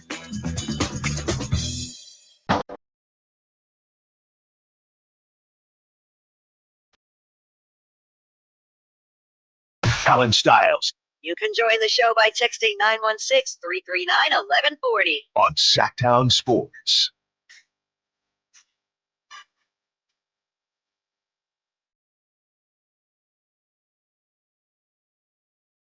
The text that we received an hour ago. Walk with me down memory lane. This is from the 209. Walk with me down fantasy lane. Your Sacramento Kings magically pull off the upset and get the first pick in the NBA draft. Do they draft Cooper Flagg? If so, how quickly is he able to develop and turn the team around? Or can he? Or do you trade the first pick for a massive package? That is a great question, 209. Obviously, I don't know. Kyle's got the numbers. What is 0.8 chance of the Kings getting Cooper Flagg? 1 in 125. Okay, well, it could be worse. But, hey, they said fantasy lane, so we're going to walk down it. You know, with what the Kings want to do and how fast you think that Cooper Flagg's going to develop, it's not a crazy question. We know a lot of these picks are viewed like cars. They lose value as soon as they step off the lot, right? So if you are going to make that move, you do it before, because, I don't know, maybe it's not Cooper Flagg. We all think it's going to be, but you do make that move before, you know, you get him into training camp. That stuff just doesn't typically happen. If you're going to move them, you get the pick, you shop the pick, and then you move it. Man, oh man. I mean, Cooper Flagg is supposed to be really good. He isn't. Now, Zion didn't end up. Zion's not going to be what I think we all thought he would be. He's only 24, but we spent a lot of time on Zion. Go check that out on the YouTube. You can rewind. It's up on YouTube as well and on the Sacktown Sports app. But Cooper Flagg is not supposed to be Zion Williamson. He's not supposed to be LeBron James. He is supposed to be really, really good. I think you see what I would do versus what the Kings would do might be two different things. I just think at some point you got to get younger, and you have to start accumulating young talent. But are you saying whether or not I would shop it a little bit and see what could be available? I think you might be onto something, 209. And on top of that, knowing how the Kings operate and knowing that they do not want to tank, that makes sense too. I'd argue that Cooper Flagg is also kind of what the Kings are missing. So as long as you feel like Cooper Flagg is going to be a good player, it's not as if it's, and I know the Kings kind of need a point guard too, but it's not as if it's some plotting center that you don't really need right now. Cooper Flagg is an elite wing talent that the Kings need. So I would argue you're not really rebuilding, because it's not like the number one pick is a Scoot Henderson. If the number one pick was a Scoot Henderson build, then I would say get it out of here. Just go. But a wing that is highly touted, I think you could keep him and not have to rebuild. But would I shop it? Absolutely. It better be a haul, though. It better be not okay, fine. Back to the Sack Chat. It ain't Jeremy Sohan we're talking about here. Okay, I don't even think we're talking about Stephon Castle. Give me a haul. Hey, now. Give it to me. So here's what my response would be. If it's number one, I'm taking Cooper Flagg and we'll figure out the rest later, because I don't think there's a player the Kings can realistically acquire that's going to merit giving up the potential of what he could be, which is a multiple time All-Star. And unless you're getting a guaranteed multiple time All-Star right now, just take Cooper and figure out the rest later. 2 through 4, now I think we're having that conversation of Ace Bailey, Dylan, Trey Johnson. You can move on from those guys because the potential isn't quite what Cooper is. And the fits, again, Ace Bailey is 6'11", so maybe you go with that option. But if you get pick 4, that's what you use to get in the game with the teams we mentioned earlier for Zion, for example. Portland, their package would essentially be Klingon and their lottery pick this year, so 2 lottery picks. Detroit, they would be trading Ron Holland, a top 5 pick from last year, and Jalen Duren. The Brooklyn Nets would be trading a top 5 pick this year. The Bulls would be trading Matas in their lottery pick this year. The Raptors would be trading Grady Dick in their lottery pick this year. So to get in the game at 2 through 4, then I think you trade the pick. The text was about number 1. Oh, number 1, I'm taking Cooper Flagg, but that's a boring conversation to be like, I'm going to take Cooper. But I don't think so, though, because you get number 1, you fly. I would argue that's the thing. Cooper is not supposed to be what Zion was supposed to be. I don't think, right? Zion was just more polarizing than Cooper, and Cooper is not supposed to be what LeBron was supposed to be. But if you get Cooper, or if you get that first pick, you are at the top of everybody's list now. Honestly, I think if you're if you are the Kings, you are now ahead of other teams, I think, depending on how they feel about Cooper, for Giannis. Because if you're the Bucks, you're okay, fine. We had the conversation with Giannis. Giannis moves forward, and now the Kings have Cooper. Let's see how we can make that deal work. Well, the Kings are not in the camp for Giannis because Giannis is going to go where Giannis wants to go. Why? Because Giannis is that important of a player to Milwaukee and has the essentially de facto. I mean, again, he has 3 years left on the deal, but he has the no trade clause of a superstar, which is they're not going to send him to a place he doesn't want to go. Now, that is speculation, though. Sure. If they say, hey, if I'm Sacramento. Here's Cooper Flagg, Zack Lavine, which is honestly just, you got to make the money work. Cooper Flagg, Zack Lavine, whoever else, and let's make it rock. The Milwaukee Bucks are going to say, we love you, Giannis, but we're going to take this deal. Well, but then they would essentially be stabbing Giannis in the back at the most important player in their franchise's history. Mm-hmm. They would be stabbing in the back at the end of his career. But this turns into a conversation of whether or not they owe it to Giannis to get a worse package to make Giannis happy. And that is a conversation that we can go back and forth on, because I don't know that they have to put themselves in a bad position because Giannis got him a championship. If we take the Giannis out of it, because I don't think there's any great world where they get Giannis without having to either the Bucks stab him in the back or he just magically decides, oh, I would like to go to Sacramento now. I would say this.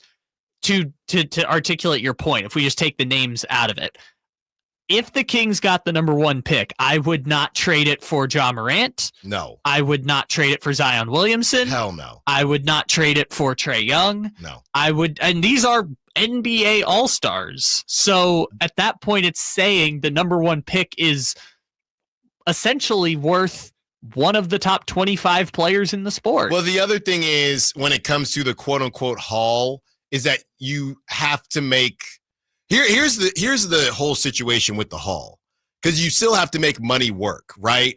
So it would basically be Cooper Flagg, Zack Lavine, and instead of Giannis, you're getting, like we talked about with the Lakers, not that the Lakers will be interested, you're getting 3 players back that you think can help. You're getting Austin Reeves, Rui Hachimura, and somebody else, and maybe even a couple picks back and picks as well. That's the conversation. So it more so becomes there's that situation where people will say, you really gave up Cooper Flagg for Austin Reeves, Rui Hachimura, and Jared Vanderbilt? Or you're saying, we want to, and this is what the Kings don't want to do, which what we understand, or you're saying we're going to give up this pick because everybody's so high on Cooper Flagg. Now we're going to get a bleep ton of picks in return, and we're going to start the rebuild process, but they don't want to do that. So unless they change their philosophy, they're either going to get a quote-unquote haul of good players that is going to make this core supposedly better, but then you're still going to look bad because going back to what I said earlier this week, you still don't have a foundational piece. You go get Austin Reeves, Rui, and Jared Vanderbilt, and whoever else, you've made this team better, and you've probably put yourself in playoff contention. But if Cooper Flagg ends up being a dude, everyone's laughing at you, Sacramento, once again. Yeah, because we just went through this, right? The Sacramento Kings traded De'Aaron Fox and Kevin Huerter for Zack Lavine, Jonas Valanciunas, Jake LaRavia, 2 first-round picks, and 4 seconds. And Jake Fisher said 100 out of 100 executives would say they lost that trade because people who know NBA basketball know the winners of 95% of NBA trades is the team that gets the best player. Whoever that best player is in the long run, whoever gets the best player is going to win that trade. And the fact that you and I are in agreement that you wouldn't trade Ja Morant for the number 1 pick of Cooper Flagg, you wouldn't trade Zion Williamson, means that his potential is that of a top 15 player in the sport. And if you can get that, you clutch onto it and you figure out the rest from there. You do what you can to keep that guy happy and put him in a position to succeed. At this point, you're just not trying to get embarrassed any more than you already have been. Nobody's going to laugh at you if you keep Cooper Flagg, you insert him into a position that you're missing right now, and he ends up, somebody on the text said, he seems like he's going to be like Christian Laettner, that's from the 916. If that happens, everyone says, hey, they took a swing.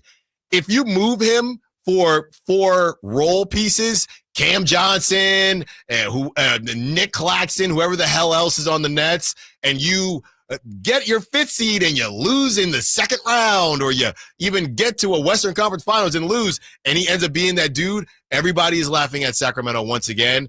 I don't think that's the direction that they want to go. Great stuff from the 209, and we will hopefully have to have that conversation again if the 1 in 125 odds comes through. Point guard hierarchy. Who do the Kings have the best chance to acquire? Allen Stiles, Sacktown Sports. Online, easy way to get life insurance in 10 minutes. Ethos has rates that you can afford, like a $500,000 policy for a 40-year-old male starting at $1 a day or $30 a month with a few health questions and no medical exam. Get your free quote right now at checkethos.com. That's checkethos.com. Not available in all states. Rates do vary. You know what's better than a limited time deal? An unlimited time deal. That's why the Wendy's $5 biggie bag with a junior bacon cheeseburger, 4-piece nugs, junior hot and crispy fries, and small soft drink is available all the time. Because the best time for fresh, never frozen beef and Applewood smoked bacon is all the time. Duh. I feel like I'm repeating myself a lot. For the best deal of all time, gotta be Wendy's. Unlimited time does not mean forever. U.S. price and participation may vary. Prices may be higher in Alaska, Hawaii, and California and via third-party delivery. Fresh beef available in the contiguous U.S., Alaska, and Canada. This is Secret Clinical dominating extra stinky stress sweat. And this is regular deodorant. Secret Clinical in a heat wave. Oh, what a beautiful day. This is regular deodorant. Ugh, I can't. Secret Clinical with workout sweat. Let's run another marathon. And regular deodorant. How much more? Secret is the GOAT because nothing fights sweat better. Stay fresher under pressure. This is the story of the one who, as a maintenance specialist for a historic high-rise, knows that vintage charm historically needs constant attention. Which is why when it's time to upgrade turn-of-the-century mechanicals, they turn to Grainger. With easy access to 1 million+ products and the scale to deliver when and where you need them. The right tools and supplies are never far away. So the one can keep that vintage building running like new. Call, click Grainger.com, or just stop by. Grainger, for the ones who get it done. What sets Ashton & Price apart from other injury law firms? I'll tell you. From beginning to end, all important legal decisions are made directly between our clients and their experienced local attorney. A gate agent flying the plane, The receptionist performing surgery? Not a chance. There's simply no substitute for the unique power of the direct attorney-client relationship offered by Ashton & Price. And there's never a fee until we win, and between you and me, we win a lot. Remember, for the best advice, don't think twice. Call Ashton and Price. Thy ticket, Lady Jennifer of Coolidge. Well, many thanks, good sir. Hereeth my Discover card. They accept Discover at Renaissance fairs? Yeah, they do here. Discover's accepted at the places I love to shop. Getteth with the times. With the times? You're playing the lute. Yeah, and it sounds pretty good, right? Discover is accepted at 99% of places that take credit cards nationwide. Based on the February 2024 Nielsen report. This is Secret Clinical Dominating Extra Stinky Stress Sweat. And this is regular deodorant. Secret Clinical in a heat wave. Oh, what a beautiful day. This is regular deodorant. Ugh, I can't. Secret Clinical with workout sweat. Let's run another marathon. And regular deodorant. How much more? Secret is the GOAT because nothing fights sweat better. Stay fresher under pressure. Golf to Go is brought to you by the Hagen Oaks Golf Super Shop. Here's Frank LaRosa. For beginning golfers, not getting into bad habits gives you a much better chance of enjoying the game and shooting lower scores. John Howells in Golf Monthly says these mistakes should be avoided. First, know your club distances. Take your yardages not from your best or worst shot, but somewhere in the middle. And no dancing allowed. Swaying in the backswing is a common fault, which forces you to compensate in the downswing. Mastering impact. Trust the loft on the club face and don't try to lift the ball. Club face control. For right-handers, take care to set the perfect grip with 2 V's between thumb and forefinger pointing to your right shoulder. Bunker shots. Many struggle here because they fail to open the club face before hitting the shot. Turn the club before you take your grip. And finally, learn how to read greens and hole more putts. Even on a miss, putts that miss above the hole offer more chance of holding the putt. Now go out and have some fun. That's your Golf to Go. I'm Frank LaRosa. Save $12,750 off MSRP every new 2025 Silverado 1500 LT and RST 5.3 at Maida Chevy. Exclusively at Maida Chevy. Now that's big, huge. See them all at MaidaChevy.com. Together, let's drive. See dealer for details. Switch to Comcast Business Mobile and save hundreds a year on your wireless bill. Comcast Business, powering possibilities. Restrictions apply. Comcast Business Internet required. Compares 2 unlimited intro lines and lowest price 5G plans of top 3 carriers. Taxes and fees extra. Reduced speeds after 30 gigabytes of usage. Data thresholds may vary.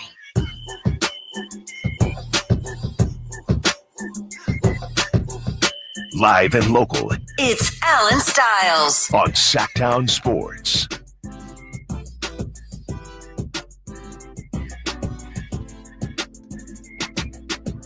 That same 209 said, do you trade the Cooper pick for Wemby? What is your package that you give up for that first pick? Yeah, I mean, anybody would give up that's a Heat or a Spurs conversation. The Spurs are not giving up Wemby for anything at all. That ain't happening. If I offered you SGA, you wouldn't trade him for Wemby? If I'm the Spurs? Yeah, I'm saying if OKC said, hey, we'll offer you SGA for Wemby right now, the Spurs say no? They say no. Jokic for Wemby, they say no? They say yes to SGA before Jokic at this point. That's what I was thinking. So there is literally nobody that they would trade for Wemby. There's not a single player in the league that you would give up for Wemby. Again, it turns into, well, number one, why are you? Is it the blood clot thing? Why are you even moving on from Wemby? Right? And when he is, and I brought up Zion and LeBron didn't even have to go back that far. Cooper Flag is nowhere near the highly touted prospect that Wemby was. So I don't know why they would move on from Wemby unless they're actually worried about the blood clot stuff. I think at this point, if whoever gets the number 1 pick, let's not even make it Sacramento, Utah, Brooklyn, whoever else. I think there's only 15 to 20 players in the entire league that you would say, I would trade the number 1 pick for that person. Mm-hmm. If you're the team who has the number 1 pick. And age is a part of it too. I mean, and what you think, again, Cooper Flag, this draft has taken a lot of twists and turns, and we're going to get, honestly, we're waiting to get draft people on the show to see if the Kings actually have a pick. We're not going to waste anybody's time if the Kings don't have a pick. But this draft was supposed to be last season was supposed to be the worst draft in the last decade, and it seems like it's not going to be that bad, and I actually be pretty good. This year, the draft this whole time was supposed to be crazy, and now all of a sudden it's not that deep. It's more like the top 5 picks. So who knows? Who knows what's going to happen there when it comes to Cooper Flag? I don't think that I don't think you're moving off of Anthony Edwards for Cooper Flag. I don't think you're moving off of, Steph is the age thing. So you would probably do Steph. You would do LeBron. I don't think, unless you're Nico Harrison, I don't think you're moving off of Luka for Cooper Flag. I think all those people are definite no's. I think where it starts to get interesting is like Cade Cunningham. I'm not, because I love Cade. Come on. You get a big point guard like that, I'm not moving him. Look up what Cooper Flag is supposed to be. Yeah. I think that's why we're saying there's about 20, right? You're hedging your bet. There's a world where this is unfair to Zion, but if we say Zion is the worst case scenario for these like surefire number 1 picks. Yeah. And he's still a top 50 player in the league versus the small chance that Cooper Flag ends up becoming the next great player of his generation, you're kind of hedging your bet and saying, kind of somewhere in the 20s is probably the most likely place. Like if he ends up having a Jaylen Brown type career, everyone would look at that as a success. Now, some people would say he was picked number 1. That's what you expect.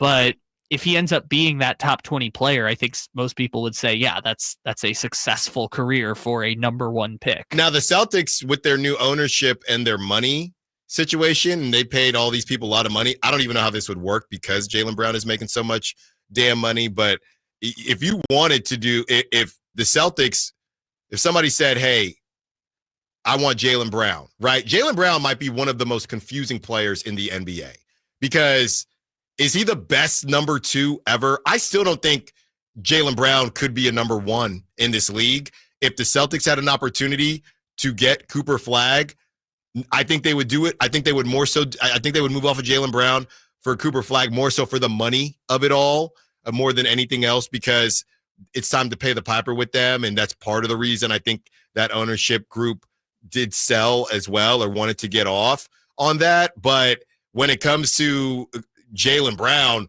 that's got to be the most confusing player in the league. I would say I'd say Jaylen Brown is definitely the best number 2 of this generation. Now, if you want to debate him versus Cavs Kyrie or him versus Lakers Kobe, fine. You can have those debates back and forth. But if Jaylen Brown was made of, let's say that again, the Celtics lose, right? Okay, we need to figure out what we're going to do.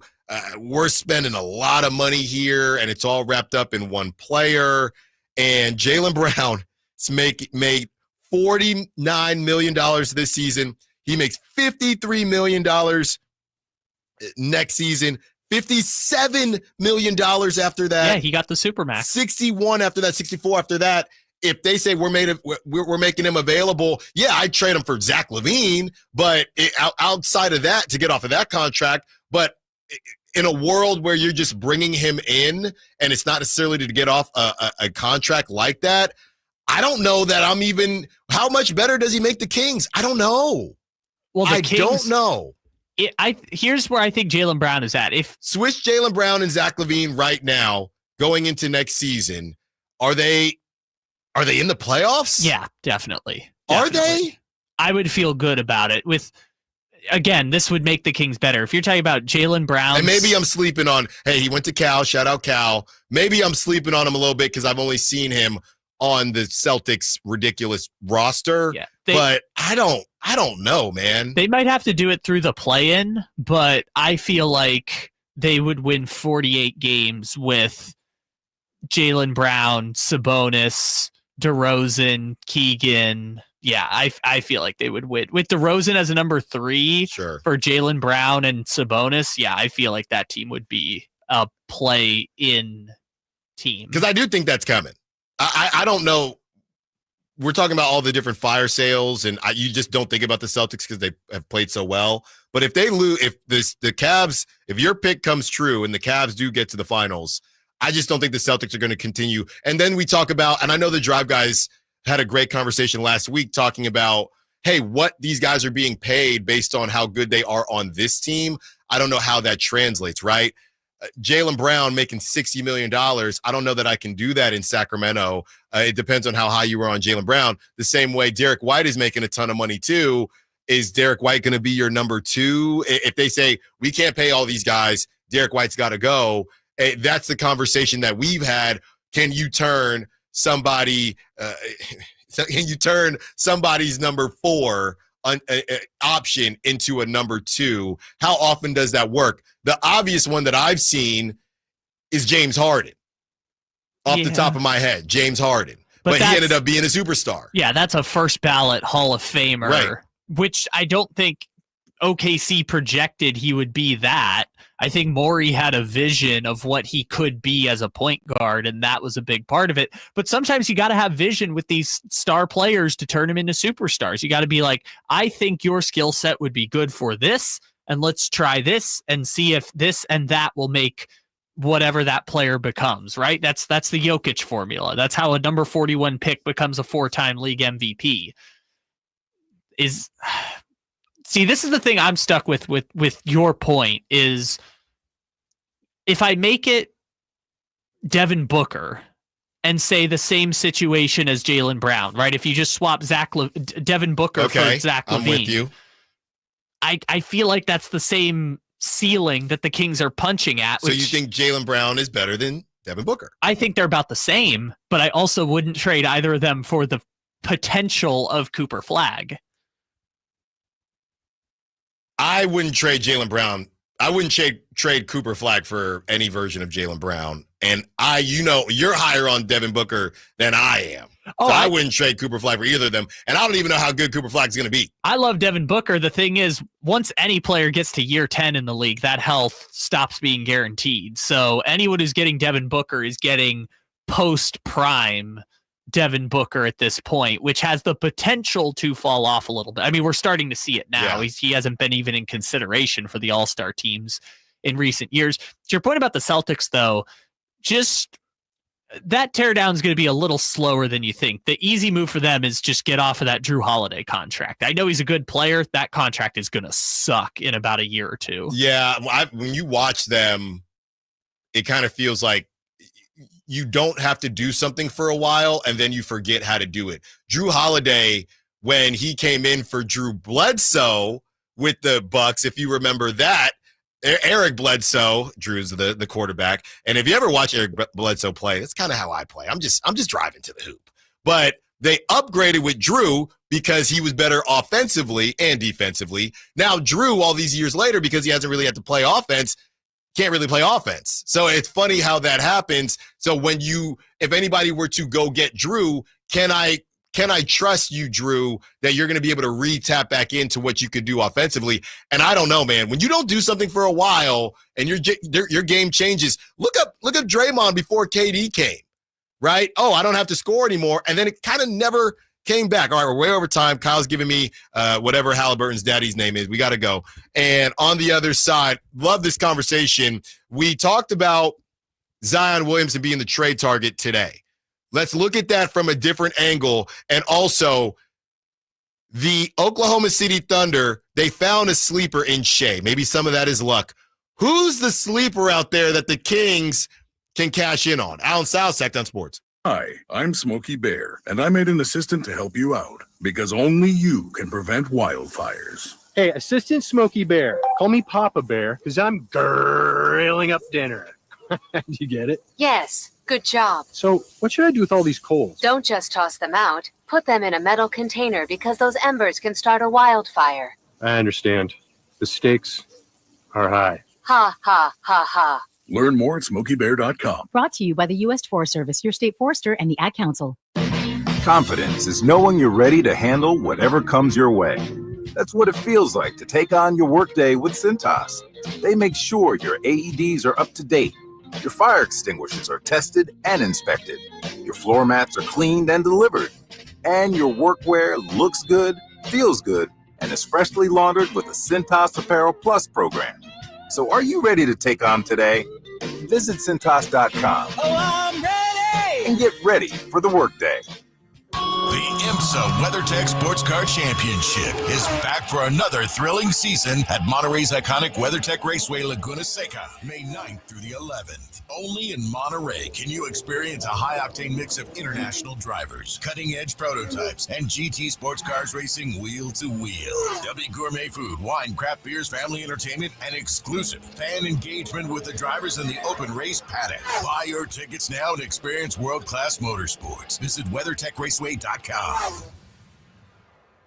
Spring has sprung, and now is the best time to spruce up your home. Between spring cleaning and evaluating your home, it is the perfect time to reach out to the folks at the Overhead Door Company of Sacramento. Jason Ross here, and I'm so glad we did. We reached out, and we're now about a month in to our brand new garage doors. Now, first off, we improved our curb appeal. They look great, and it's one of the first things people notice when they approach your home. A new, modern, stylish garage door can improve the overall appearance of your home, just like it did for us. Also, how about this for a nice benefit? The return of investment. A new garage door is high on the return of investment home improvement project list. It's one of the more cost-effective upgrades you can make to improve your home's value. Hey, see for yourself. Check out their products. Go to the showroom at 6756 Franklin Boulevard and ask about the Sacktown Sports Special. Overhead Door Company of Sacramento, the genuine, the original overhead door. Always look for the red ribbon logo. KHD1 Sacramento, KYMX HD3 Sacramento. From the Power Business Technology Toshiba Studios. This is Sacktown Sports 1140.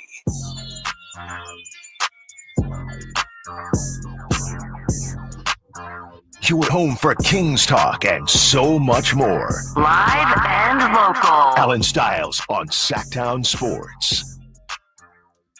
Everybody says, let's do what OKC did. Well, even OKC didn't know what SGA would be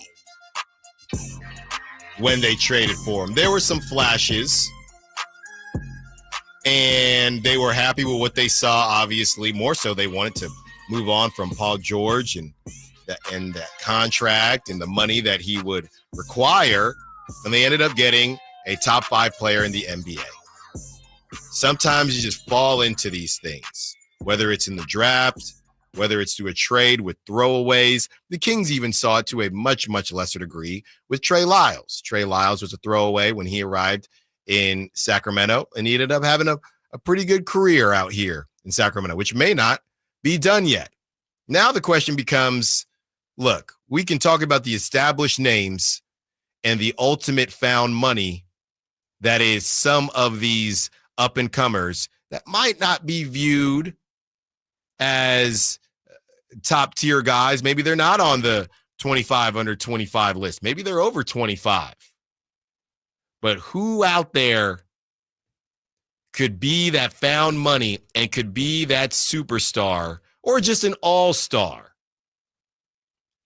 that we did not see coming, and the Kings can take advantage of it? Kyle, I have a quick list here that I whipped up, and this is I only included players that I think could be on the move.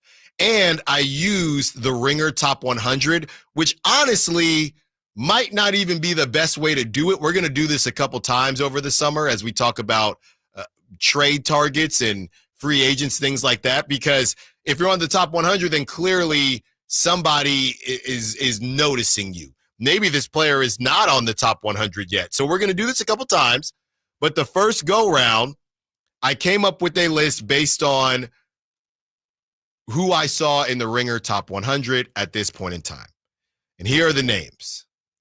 You want to guess, because you know who I like. I'll give you a couple guesses for someone that I put on the list. These are trade candidates? These are trade candidates that could be sleepers. And this guy, I can hear you already. He's not really a sleeper. He's really good already. Is it Denny Adjia? Yeah. I know you too well, my friend. People don't know this. Alan and I talk to each other more than some spouses talk to their partners. I know you too well, my friend, that you were going to go Denny Advia. Denny is on the list. Okay? He is. And I want him. And I want him bad. Will you give up Keegan Murray? Yes. Will you give up Keegan Murray and draft picks? Second rounder? For lottery protected first? No. Second rounder, yes. All right, here's the list, Kyle. And some of these guys might not be able to be moved, be untouchable, but here's the list that I came up with. Again, these are sleepers, so don't get mad at me, people. We're just trying. Quentin Grimes. Is there something there? Okay, I liked Quentin Grimes. He was a bit lost. He was hot early in his career, then was a bit lost. He's only 24. I thought he was 26, 27. He's only 24. He's been in the league for 4 years now? And this is now his fourth team, about to be his fifth team if the Sixers don't re-sign him. Now, that is probably the most, he actually wasn't, he's the one guy that I cooked up on my own. Quentin Grimes, 24 years old. He had a great end of the season. Some could argue, well, he's just chucking on a bad team. Fine. Here are the other names as far as sleepers, if you will. This guy isn't really a sleeper, but I do wonder if the Magic have to make a decision, or do they do what the Celtics did and said, I don't care what you say, we are keeping Paolo and Franz Wagner. I'm not, and this is beyond the Kings. I'm not saying the Kings could cook up a package, but is there a world where Franz Wagner is available because the Magic are just trying to figure out how to make it work, and it's just hard to fill the holes and to fill the roster? I don't know. I would assume that they don't make Franz able to be traded, but if they do, I do think he could be somebody where, hey, we chose Paolo. Paolo's really the guy. We like what Franz Wagner does, but we got to haul back and we can build around Paolo. I think it's not this summer, but give it 1 to 2 more early exits in the playoff, and I think they might be considering it. Because just like you said with Quentin Grimes, Franz is only 24. He's still going to probably get better. If he's 26 and they've been bounced in the first round 4 years in a row, or they're in the play-in back-to-back years, I think then they would start to consider he can't be a number 2, and we have no other path to get a number 2 other than flip him for someone better. Yeah, he's kind of, it's almost, again, I'll use this word, kind of a tweener in where he belongs offensively. For now, he could go somewhere else and turn into a number 1. That's kind of the point of the sake of the drill. But right now, he's like a tweener too, where even Paolo, are you a number 1 scoring option? That whole roster is talented but confusing. I don't even know if I'd say he's a tweener 1, tweener 2. I think he's like a 2 on a bad offense. Mm-hmm. So I think we're trying to see, are you going to progress to a 2, or are you going to be like a 2-3 that we don't really know what to do with you? Okay. Next on the list, Derek White, who is not necessarily getting paid like a sleeper. He's getting paid a good bit. He's obviously kind of transformed his career with the Celtics, and he's earned every bit of it, starting out with the Spurs. Derek White signed that contract next season. It's not crazy. Next season, he's making, and I'm talking about as far as all-stars are concerned, next season he makes $28 million, season after that $30 million, season after that $32 million, player option in 2029, 34.8. I don't know what to do with Derek White. Is he a product of his environment? Is Derek White going to be a number 2 for you? I think if the segment is sleeper or no, I think Derek White is still sleeping. I would say probably sleeping. I think he's an outstanding 4th option for you, probably a championship 4th option, a playoff 3 option, and that's where it's over. Yeah, but he's also a fan favorite. You can't underestimate that. And his defense is crazy as well. So yeah, Derek White, I would love to have him. I think Peyton Pritchard you might be able to talk about, because the Celtics aren't going to be able to afford him. Yeah, and we throw him on the list, Peyton Pritchard as well. Next, a guy that we've brought up before, Austin Reeves, 26 years old. how close is he to his ceiling? I feel like he's pretty close. Yeah, I think Austin Reeves, considering he's also a former second-round pick, I think he's just going to be one of those guys that just cook. Yeah, he could score 20. Sometimes he can go for 40. Yeah. But honestly, Austin Reeves has made a great career out of it, but he's kind of like built in the Zack Lavine mold of like, hey man, he's going to score. Sometimes he's going to score 40. But he's kind of a number 3, number 4. He's a much, yeah. And I get the comparison, but I love Austin Reeves handling the basketball more than Zack Lavine, of course. Yeah. Next on the list, Desmond Bane. Now, the problem again with Desmond Bane, it's almost a Derek White thing, but worse.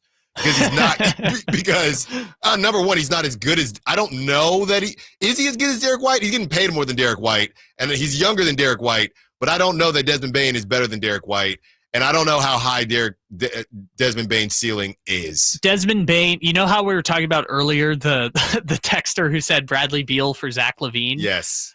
Desmond Bane's another one of those guys that's in that group. Like, if I'm doing it off the top of my head, like the 5 guys who are like, if they were making $25 million, no one would have a problem with them, is Desmond Bane, Zack Lavine, Michael Porter Jr., Bradley Beal. You could throw in Jordan Poole. You could throw in a couple of more guys. Paul George. Like, the problem isn't Paul George play. It's just that he's making $50 million. You know, like those 6 guys are the ones that are like, those you might just have to like trade each other your problems to get off him. I don't really know what they're going to do with Desmond Bane. It doesn't seem like they want him back. It seems like he's too expensive to get anything for him. They paid him $34 million this season, 36.7, 39.4, 42.1, 44.8. Can you even be a sleeper when you're making this much money? You're just not a bad contract at that point. I just think it changed fast. I think Desmond Bane is a bad contract. I think that's a bad contract. But that's what I'm saying. If he starts playing better, is he now, he was a sleeper? No, because he's getting paid like a fringe all-star. So that's what he's supposed to be doing. No, they paid him a max to be their 3rd best player, and now he's not their 3rd best player. I mean, he's probably still their 3rd best player. Yeah, when they're at home. They're at home now. So, but I think they also think Jalen Wells can be just as good and better on defense than Desmond Bane. And now they kind of have to figure out how to make that work. Again, I don't think the Kings should swap Desmond Bane for Zack Lavine, but that might be hey, this might just work out for all parties to just go in your separate ways. Yeah, you get a little bit younger. You'd have to throw in somebody else because of Zach, but yeah, I think it would be like Conchar or something. Yeah. Well, I'm saying because Zach makes more than. Yeah, it's Bane. like a $10 million gap. I think if you threw like Conchar at $8 million in there, It would work. But again, I don't know what Conchar is doing for the Kings. Yeah, he can shoot the rock a little bit. All right, we continue on. We've added a couple more names of the non-100 ringer. We're getting real sleepy on the other side. Who can the Kings acquire that is a diamond in the rough? Allen Stiles, Sacktown Sports. Stay up to date on Sacramento sports. Join the Sacktown Sports 1140 newsletter. Visit SacktownSports.com. Get in the zone, AutoZone. Welcome to AutoZone. What are you working on today? Worried about your battery and the heat? We get it. You don't want to get stranded somewhere with a car that feels like an oven. We've got you covered at AutoZone, America's #1 battery destination. Our free battery testing and charging service can help. And if you need a battery, we'll help you find a new one. No problem. Power through with free battery testing and charging at AutoZone. Get in the zone, AutoZone. Restrictions apply. With Progressive, renters can save on protection for the things that make your place yours, even things that don't make sense to everyone.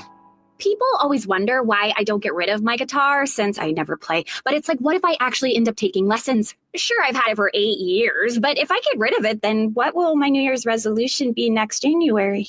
Exactly. So bundle your renters and auto and save with Progressive and protect the things that make sense to you. Progressive Casualty Insurance Company and affiliates and other insurers not available in all states or situations. Covered subject to policy terms and conditions.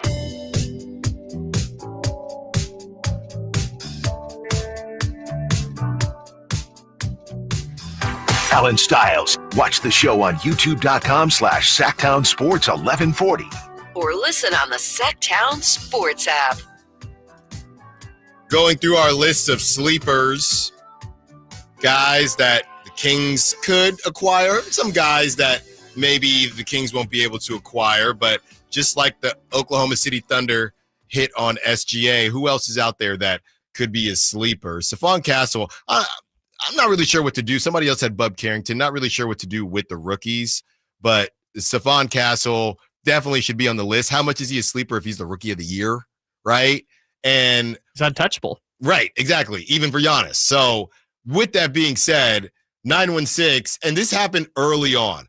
And yes, the Spurs were tripping a little bit with everybody and their mother being untouchable. But the 916, Stephon Castle was the sleeper, and we completely blew it when we traded Fox. Stephon Castle was untouchable. Therefore, Stephon Castle was not a sleeper. That's why he was untouchable. A sleeper would have been my guy with the hair, Jeremy Sohan. That is actually the perfect example of a sleeper, somebody that is not as valued. Stephon Castle, that's the one player, I think, whether the decision was Vivek's or Monty McNair, Stephon Castle is the one guy that I don't think any of us really bag on them for not getting, because it came out pretty early that, well, number one, De'Aaron was texting the brother, okay? Well, that came after the trade. Don't spread misinformation. No. I'm not. Look, clearly there was a desire to play together. Regardless, he was always untouchable. Don't be lying on these airwaves. I'm not lying. We got the timestamps. I'm not lying. De'Aaron sent the receipts. It seems like they were excited to play together. Can I say that? Sure. It seems like they were excited to play together. And even before that, we had reports that Stephon Castle was untouchable. So the Kings messed up a lot with the De'Aaron Fox thing. The Spurs were not they might not give this brother up for Giannis. So what are we talking about? Okay? I think they probably would, but I think some Spurs fans were like, whoa, we're going to give up Castle and Vassell? Yeah, for Giannis? And 5 firsts? Fine. The best I can do is Jeremy Sohan and Keldon Johnson for Giannis. That's the best I can do. And maybe the Kings 2031 pick swap. And 2 seconds. That's the best I can do. So yeah, Stephon Castle, Bub Carrington. I don't know what to do with these rookies right now. Let's continue on. We ended with Desmond Bane, another guy, kind of a breakout season. So I don't know if he's allowed to be in this conversation, but he's young. He just got his rookie extension. I don't know that I really wanted to put Herb Jones, but haven't seen him play in a while due to the injuries. I think that Herb Jones could be in this conversation, not an SGA convo, but could be really good. Not going to put Herb Jones for now. Maybe we'll do it a little bit later, but I am going to go with Trey Murphy III at 24 years old. Breakout season, averaged 21 points in 53 games. Did anybody on the Pelicans play more than 60 games? Probably not. That's crazy.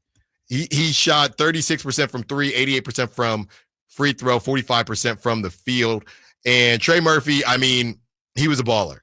There's no ifs, ands, or buts.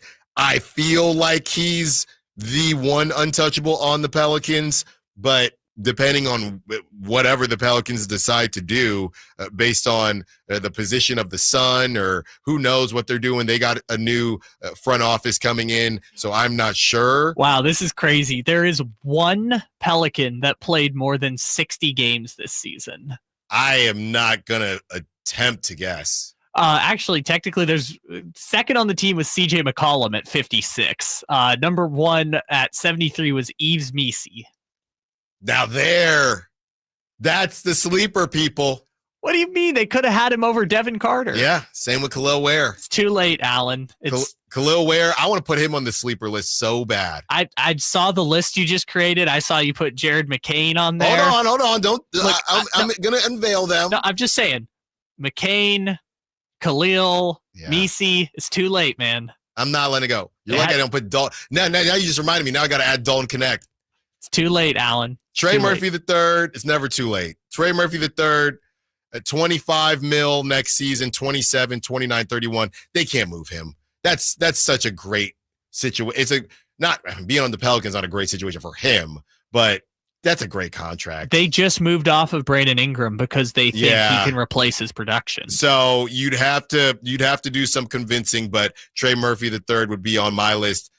The next person is the one who I need.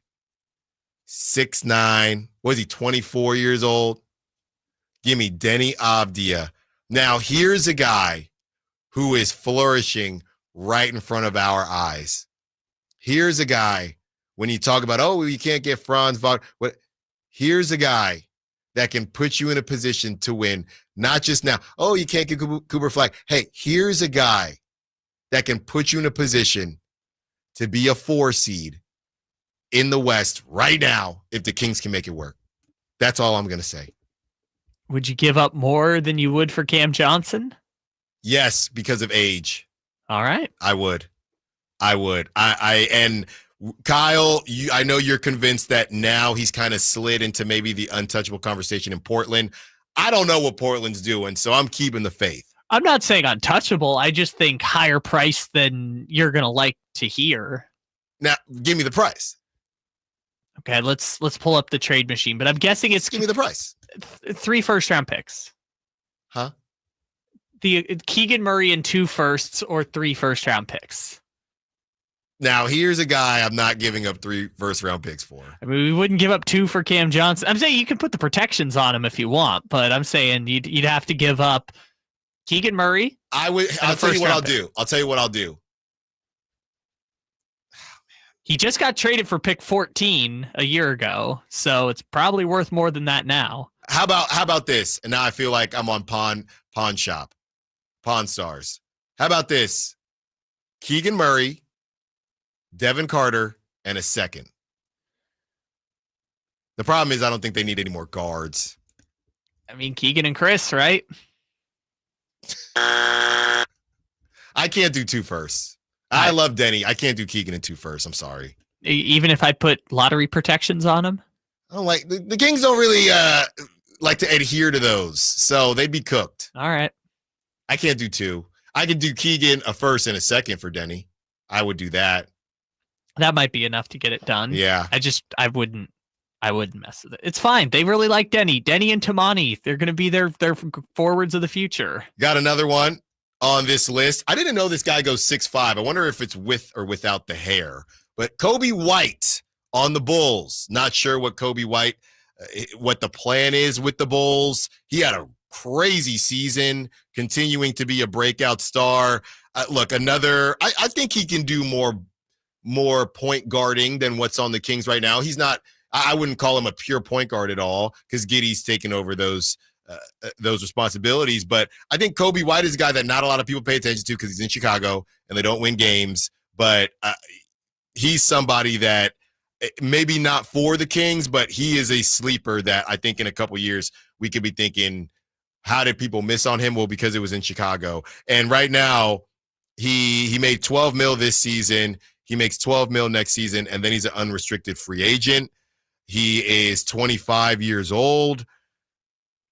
Again, with Malik Monk, I don't think you go in that direction. I think that's probably the guy you're flipping to make that happen. That's tough. Younger, less expensive. Just recreate the Sacramento Bulls. Oh, yeah. Well, but no, Kobe White wasn't really a part of that, was he? Yeah, he was. Yeah. He's been there since 2019. All right. Next on the list, we have already talked about Stephon Castle. This is a guy probably going to end up somewhere in a big deal, but no pun intended. Jabari Smith Jr. I think he could be a player. I could have put Tari Eason on here too. I chose Jabari Smith Jr. I like him better offensively. Jabari Smith Jr. I think could be not a throwaway, but hey, we're the Rockets and we're willing to do this because we have to give up someone to get Giannis or Durant. And then in a couple of years, you're thinking whoever they did that deal with, Milwaukee. Wow, Milwaukee, they really figured it out with Jabari Smith Jr. I don't think the Rockets saw this coming. I think it'd have to be one of those 3-team deal situations, like as part of whoever Houston. Like let's play the game real quick of say they do Kevin Durant for Tari Eason, Jabari Smith Jr., whatever else. Do the Kings then say, hey, you guys want to compete now, Matt Ishbia?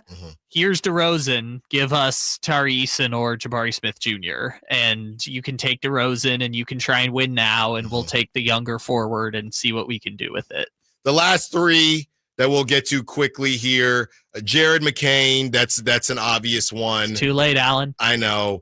Jordan Poole, again, he's in the Desmond Bane conversation, and Derek White. You're probably making too much to be considered a sleeper, but I think he's got some juice left in the tank. Yeah, he's one of those 6 to 7 contracts we were talking about before of just, if only you were making $15 million less. And Kyle, this was an addition from you, RJ Barrett, the lefty. Yeah, RJ Barrett makes a cool $30 million.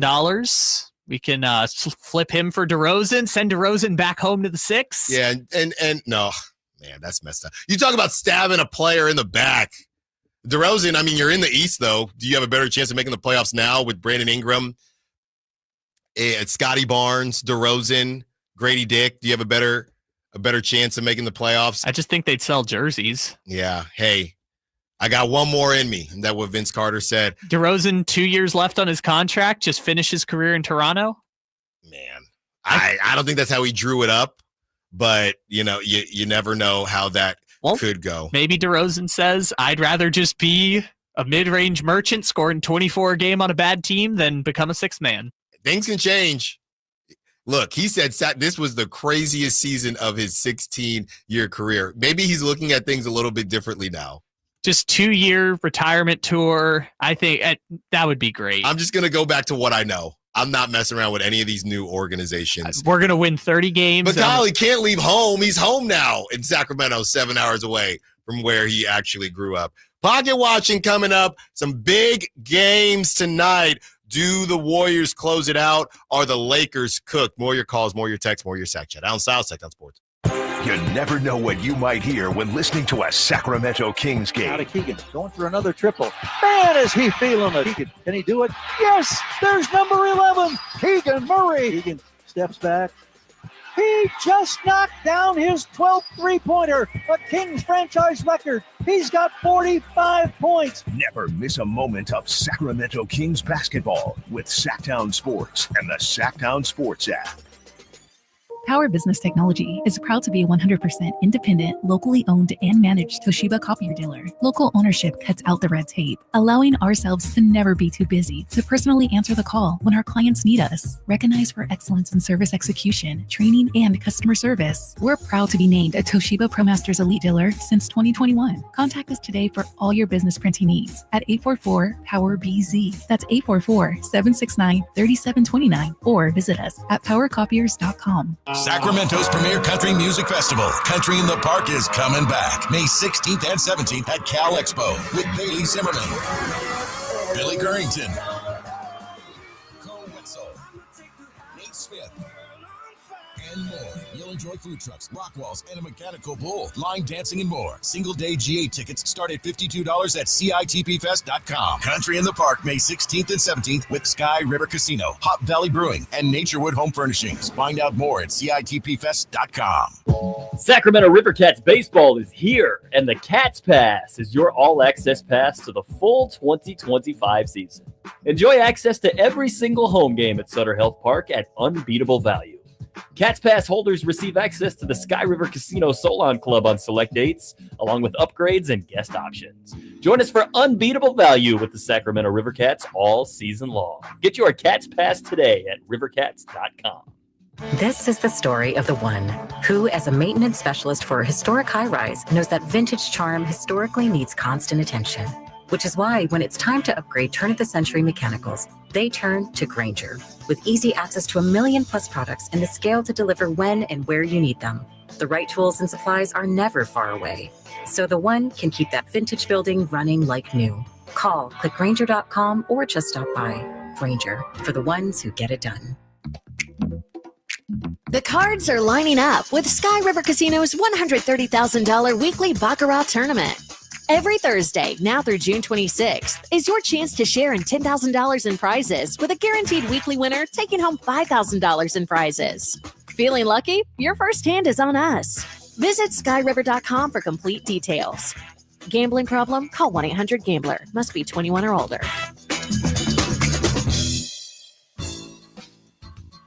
You've heard the saying, penny wise, pound foolish, right? It means you do something that will save you a little bit right now, just pennies, but that ends up costing you pounds in the end. People put off tuning up their furnace because they don't want to take the time or spend the money to get it done.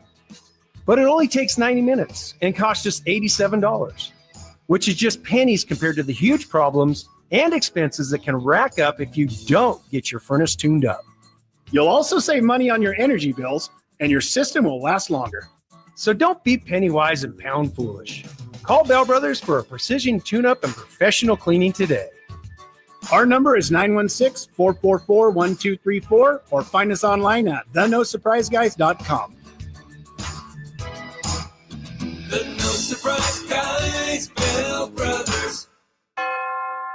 With 25 award-winning years in Northern California, Ashton & Price is your local injury law firm. Pro attorney tip: if a firm presents as local, but they're in LA, red flag. If your first consultation is not with a lawyer, big red flag. At Ashton & Price, your first consult is with a local attorney, and if serious injury prevents travel, a lawyer will come to you. Still not enough? George Washington's my uncle. At Ashton & Price, no red flags, just red, white, and blue. Remember, for the best advice, don't think twice. Call Ashton & Price. Disturbed. Live. Oh, come on, get down with the 25th anniversary of the 5-time platinum album, The Sickness. 2 sets, 1 show, The Sickness in its entirety, and greatest hits with special guests, Daughtry, and nothing more. Friday, May 9th, Golden One Center. Tickets are on sale now at Ticketmaster.com. Disturbed. Live.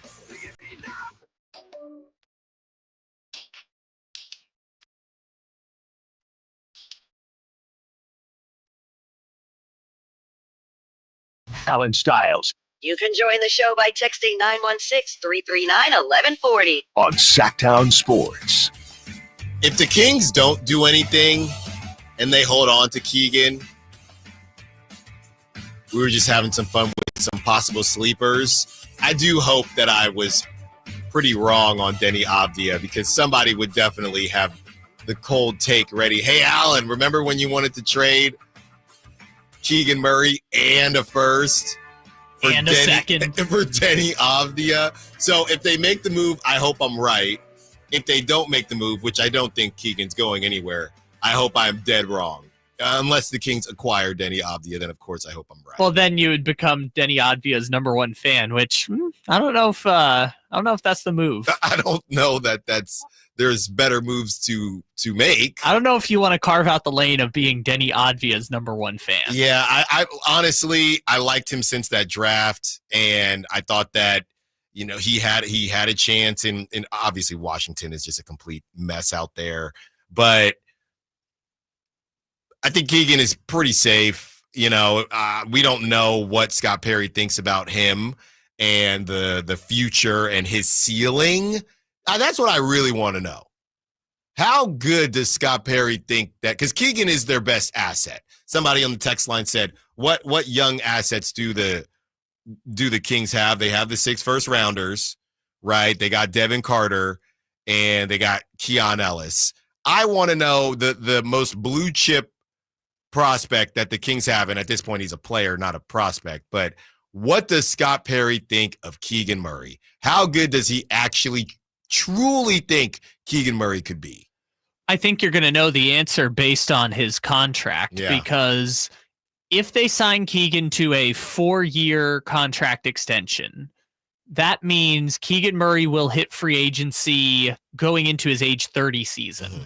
So at that point, he's not getting better at age 30. He will have been a fully formed player who will have probably played through his prime. This is not about like, oh, what is Keegan Murray's projected development? If you're signing up for essentially a 5-year commitment, that he's going to play the best years of his career on that aforementioned contract. Mm-hmm. So I think it'll come down to if they sign him to an extension this offseason, that'll tell you how good or bad or what hedge they're making on whether Keegan's going to be that guy. If he gets the Jalen Johnson contract of $120 million, then they probably see him as a number 3 scoring option. Yeah, as far as the games tonight, a little bit of pocket watching. Warriors take on the Rockets. That's early at 4:30, I believe. And then the Timberwolves take on the Lakers out there in Los Angeles. I feel like the Rockets are going to win this one. I don't know why I feel like that. I mean, Jalen Green, clearly he is, as much as Fred VanVleet's trying to say, oh, I don't know who has more upside as a shooting guard besides Anthony Edwards. Fred VanVleet, just focus. And he had a great game last game. Fred VanVleet, focus on continuing to shoot the basketball. That's all you need to focus on. Have you checked in on the spread yet? I have not. Then maybe we got a little guess the spread for you here. Sure. What do you think? You're saying you think the Rockets are going to win tonight. What would you put the spread at? I think the Rockets are going to win, but I think the Warriors are favored by 3.5. You're saying Warriors 3.5. Yes. Well, that would be incorrect. Okay. We are looking at Rockets by 4. Okay. Wow. I will say this: 2-3-1s today, and over there in the Eastern Conference, the Knicks.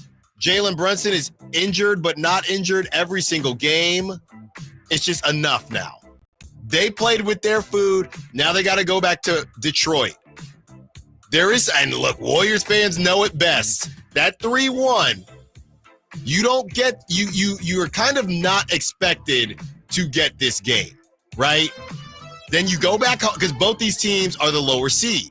Then you go back home, you have an opportunity. I would say if you are that Rockets team or that Lakers team, second quarter of that game, if you are able to just punch them in, and I know easier said than done, you're sitting there thinking, now the pressure at some point in game 6, that pressure flips.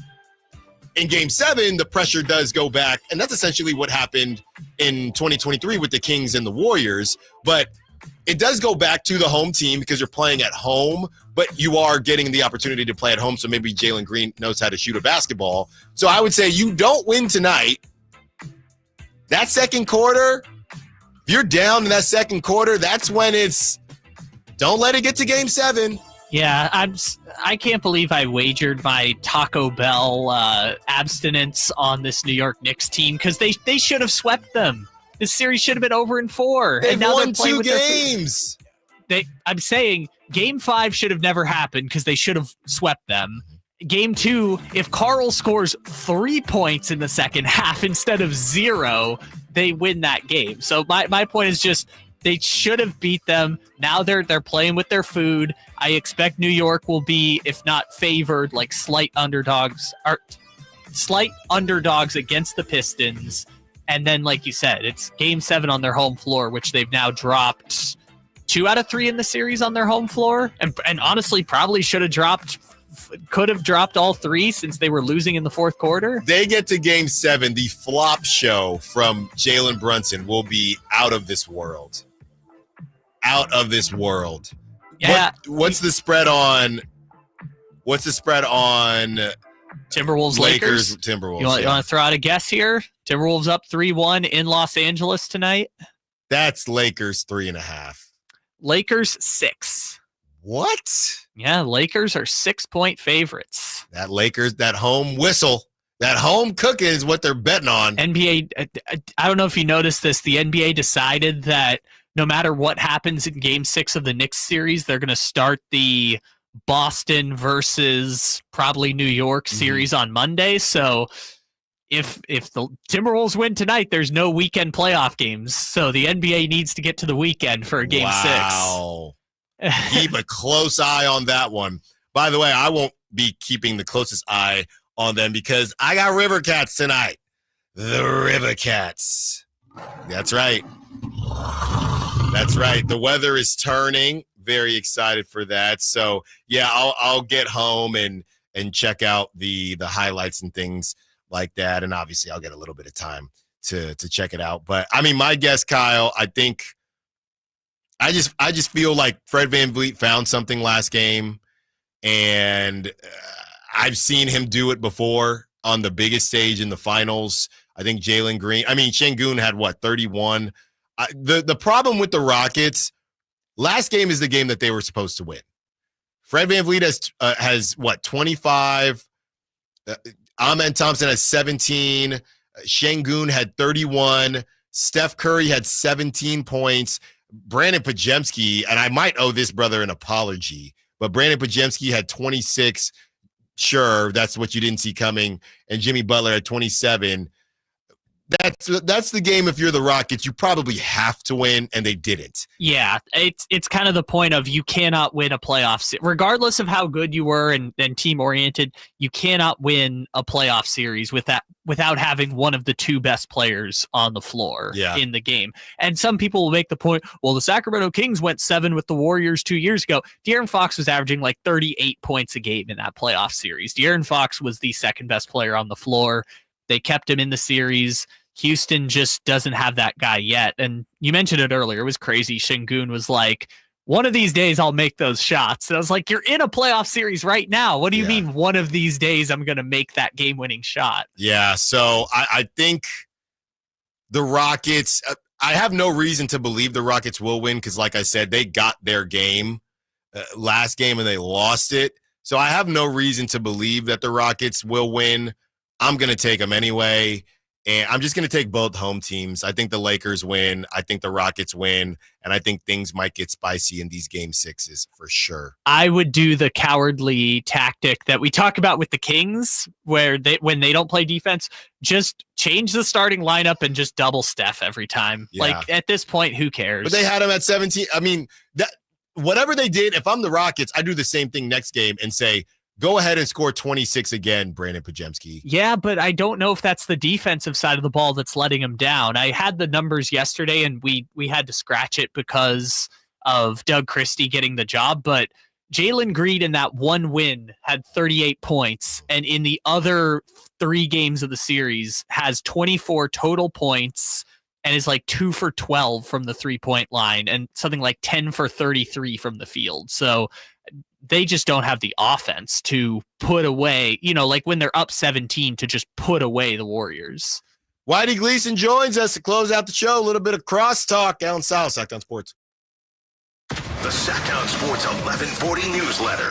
Right to your email. Get your latest on the Sacramento Kings, UC Davis, and Sac State with the Sacktown Sports 1140 newsletter. Visit SacktownSports.com to join. With Progressive's collision coverage, my family gets up to $1,000 for vet bills if I'm injured in a car accident. And that makes this Chihuahua really feel like part of the family. What's that? I don't sound like a Chihuahua?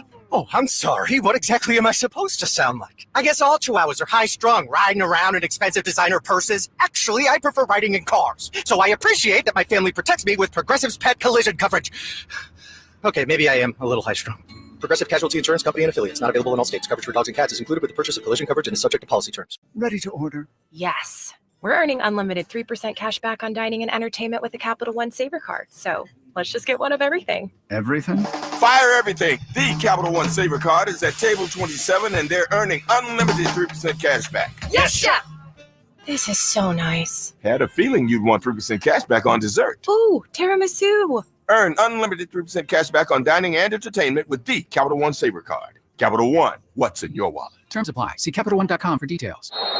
Postseason dunks, threes, buzzer beaters. There's so much NBA happening. I gotta keep up. Whoa, take it easy there. There's a better way to NBA. All playoffs long. Wait, really? With the NBA app, you get real-time stats and scores for every playoff matchup. Witness playoff drama as it unfolds. Seriously? Catch every bucket all in one place, all for free. Where have you been all my life?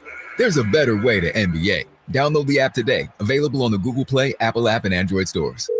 Thanks for calling Discover. This is Nia. Hi, Nia. It's Jennifer. Did you know that Discover automatically doubles all the cash back you've earned at the end of your first year? Yeah, I work here. Okay. I was just double checking. Get it? Because Discover automatically doubles all the cash back you've earned at the end of your first year? Oh, you get me, Nia. You could say that I double get you. I guess we've taken it too far. You earn, we match. Discover Cashback Match. See terms at discover.com/credit card. Wesley Financial Group is not a law firm. Do you find yourself stuck in a timeshare? Get the real facts about the timeshare industry and your options for cancellation. Chuck McDowell, founder of Wesley Financial Group, has put together a free information guide that reveals the secrets the timeshare industry doesn't want you to know, including the 5 ways to get rid of your timeshare. Call now and get this timeshare cancellation guide absolutely free. Call 800-837-5050. That's 800-837-5050. 800-837-5050. There's no better time than now to get yourself into a brand new Jeep because it's Jeep Adventure Days at Sacramento Chrysler Dodge Jeep Ram, offering the best deals in town and a selection other dealers are jealous of. Stop on by. They're just off of Business 80 across from Hagen Oaks Golf Complex. Sacramento Chrysler Dodge Jeep Ram.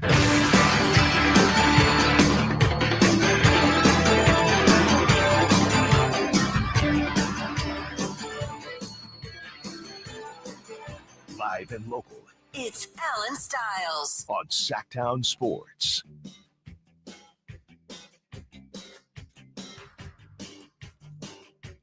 Whitey Gleason joins us to close out the show.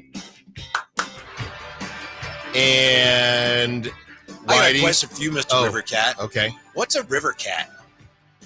See him all the time. What is it? The cat hangs out by the river. So it's basically a feral stray cat. I see a lot of those on my bike ride. Okay. First thing that comes up, a baseball team. Right. A music band and a type of boat. Hey, baby, you want to hop on my river cat? Yeah, nothing comes up for animals. Nothing comes up for animals. Okay. Mm-hmm. So it's a kind of a unfortunate homeless cat that's just kind of fending for itself down by the banks. Is Seawolf real? I'm sorry? Seawolf. The Seawolves. Sonoma State. Seawolves. They used to call orcas the wolves of the sea. Yes, there is. The Vancouver Coastal Seawolf.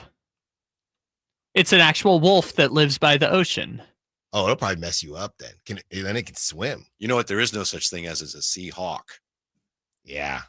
There are ospreys, though. An osprey, yes, which is sometimes called a sea hawk. This is kind of sad because of Sonoma State losing basically all their sports.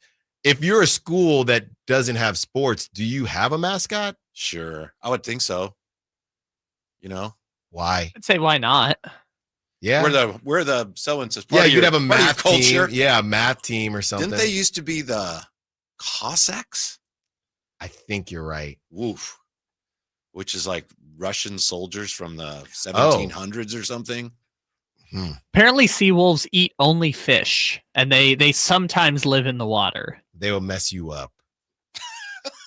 They will. Almost as much. Wait, they sometimes live in the water? They got gills? They have a semi-aquatic life, so they can obviously they're not sleeping in the water, but they go hunting in the water, and they spend a lot of time in the ocean because they eat only fish. That doesn't sound right to me.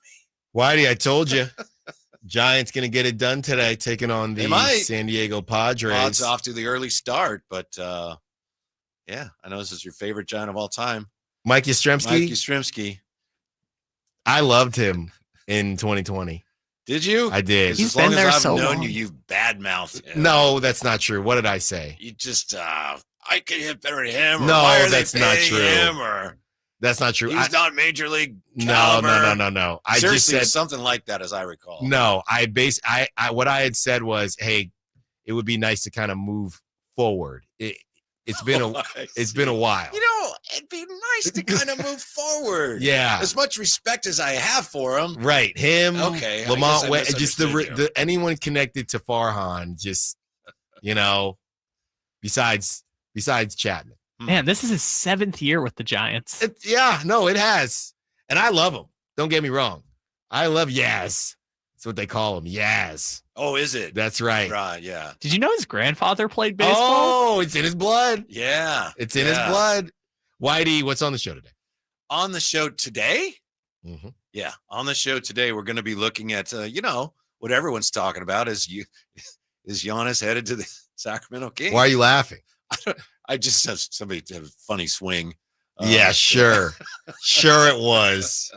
What's so funny? No, we're going to talk about great playoff games last night. I'm looking forward to tonight's. The NBA playoffs so far, really, they've been, I know, we've had some clunkers, but we've had some great freaking games. 2 of them yesterday. Yeah, and, people will look at the series, and we've talked about this before, a sweep where every game is close versus 7-game series where every game is a blowout. What was the better series? The Bucks Pacers game or series, obviously it ended in 5, but that game last night, great game. Oh yeah, been a lot of great games. So I thought it's been a great look for the NBA, and I think they needed it. I think they really needed it. What do you think about the Tyrese Halliburton Pops situation? Do you think that do you see Ryan Clark said he should be banned? I don't think he shouldn't be banned. Some people get treated differently. And let's just admit that. If that was a random fan, they would be banned. Right. That is Tyrese Halliburton's father. Let's not do the fake uproar of everyone needs to be treated the same. No, they don't. I'm sorry, they don't. He was wrong. He apologized, and ultimately, I don't care because that was a great game, and it's sad that we're spending so much time talking about. That's right. His dad and what his dad did. And as a father, great game. I would never take the spotlight from my kids. I know. By the way, Keith Smith is going to be with us today. There you go, Keith Spot Smith. Track. So he's going to break down all the numbers. A lot of people. So to the 916 was asking about the Kings assets. Please be sure. What time? He's going to be on at 3:30. 3:30. I will be paying attention. You pay attention because that will kind of help us break down what flexibility the Kings can have to get a Kevin Durant, to get a Giannis Antetokounmpo. And if that is not a convenient time for you, just shoot us your number, and I'll see if he can give you a call at a time. There you go. There you go. Whitey, did you hear? Because I think you might have been at that table when everyone was giving me a hard time about Denny Avdia. Did you hear what I was willing to do? I do remember that. I doubled down today. Ooh, home run. What did you say? I said I would do Keegan Murray and Devin Carter in a second for Denny. All that and a second for Denny? Obviously, I wouldn't want to, but I wouldn't either. But you're volunteering the information. I mean, I wouldn't. Wait, if you wouldn't want to, then why would you? I mean, if you're twisting my arm over it, I would just do Keegan and Devin. Yeah, I'm higher on Devin Carter than you are. Yes, that's also true. So yeah, interesting. I think it was that night we were having that very discussion. Don't make something up. No, if I recall, it's when G-Man was either right next to me or next to me at the table, and you said something about Denny Avdia or something. And I said, Alan, have you ever watched a basketball game? And G-Man started cracking up. I think that was the same night. Yes, I think it that was. I think that. But now was. Denny Avdia is really good. Yeah, now Denny. I'm just. You got the last laugh. That's right. Now he's more valuable than Cam Johnson. Well, yeah, and Nets get Giannis Antetokounmpo. They're not moving. I don't think they're moving any of those guys. Because Giannis needs a team. Right. Right. Yeah. So I don't know what's going to happen. What's your early guess on Giannis? Why would he come to the Western Conference? Well, he may not have a choice because he's still under contract. It's not like he may not. Wow. Wow, he's under contract. When Kyle and I went back and forth, Kyle was talking about, they're not going to, it would be a bad look. He basically has a trade, a no trade clause he can pick because it would look bad on the Bucks. We went back and forth on that 20 minutes. They can do what they want. They could, sure. Yeah. And also, you could see how that would work in his favor too, because then they can say, look, we're trading you and you don't have to go through that whole thing of, why'd you ask out? You didn't ask out. We're trading you. Right. Yeah. The bottom line is, did you not just watch what happened with Luka? The fan base turned That's on. completely different. Here's the underlying, but the underlying point is they stabbed Luka in the back at the end. If Giannis requests a trade, obviously it's different and maybe the fan base will have time to prepare for it. But if they send him to, I don't know, the outpost of Sacramento or Portland, that's going to feel like stabbing him in the back if he doesn't want to go there. They can't do that to a guy who's going to get a statue. That still leaves lots of other teams that you could trade him to that wouldn't be last outposts. Yeah, ones that he wants to go to. but he doesn't have as much say here because he can't say, you can trade for me, but I'm not going to re-sign with you. It's the Dame Lillard. Signed. Funny enough, it's kind of the Dame Lillard situation where I kind of have a list. I kind of want to go to Miami, but fine, I'll make Milwaukee work because I'll also have a chance to win there. Nobody said that Portland didn't do right by him, but they didn't give him what he wanted. Right. You know, and I would say championship, no championship, they still Portland was still in a position where they wanted to, quote unquote, do right by Dame Lillard. And of course, Whitey, just like how we found out the hard way, Giannis available, but Stephon Castle, he's untouchable. Rookie of the year? No. Stephon Castle, Devin Vassell. What if Giannis went to the Spurs?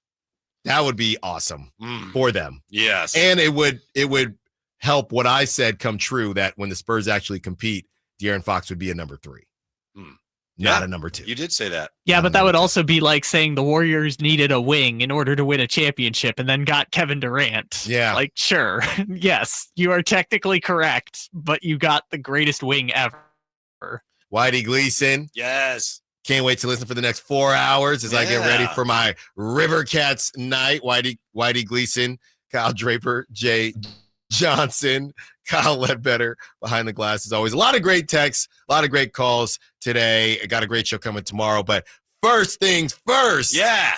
The Drive Guys gotcha. We will continue our conversations on trade targets. We have Are you stalling a or something? a very, very, very, very special trade target tomorrow, even though Whitey was joking about it. We don't joke when we take big swings. No pun intended. Until tomorrow, let's get the bag like the bean. Don't forget my podcast. Gotta go. On the move? Got somewhere to be? Take Sacramento Kings basketball with you. The Sacktown Sports app will let you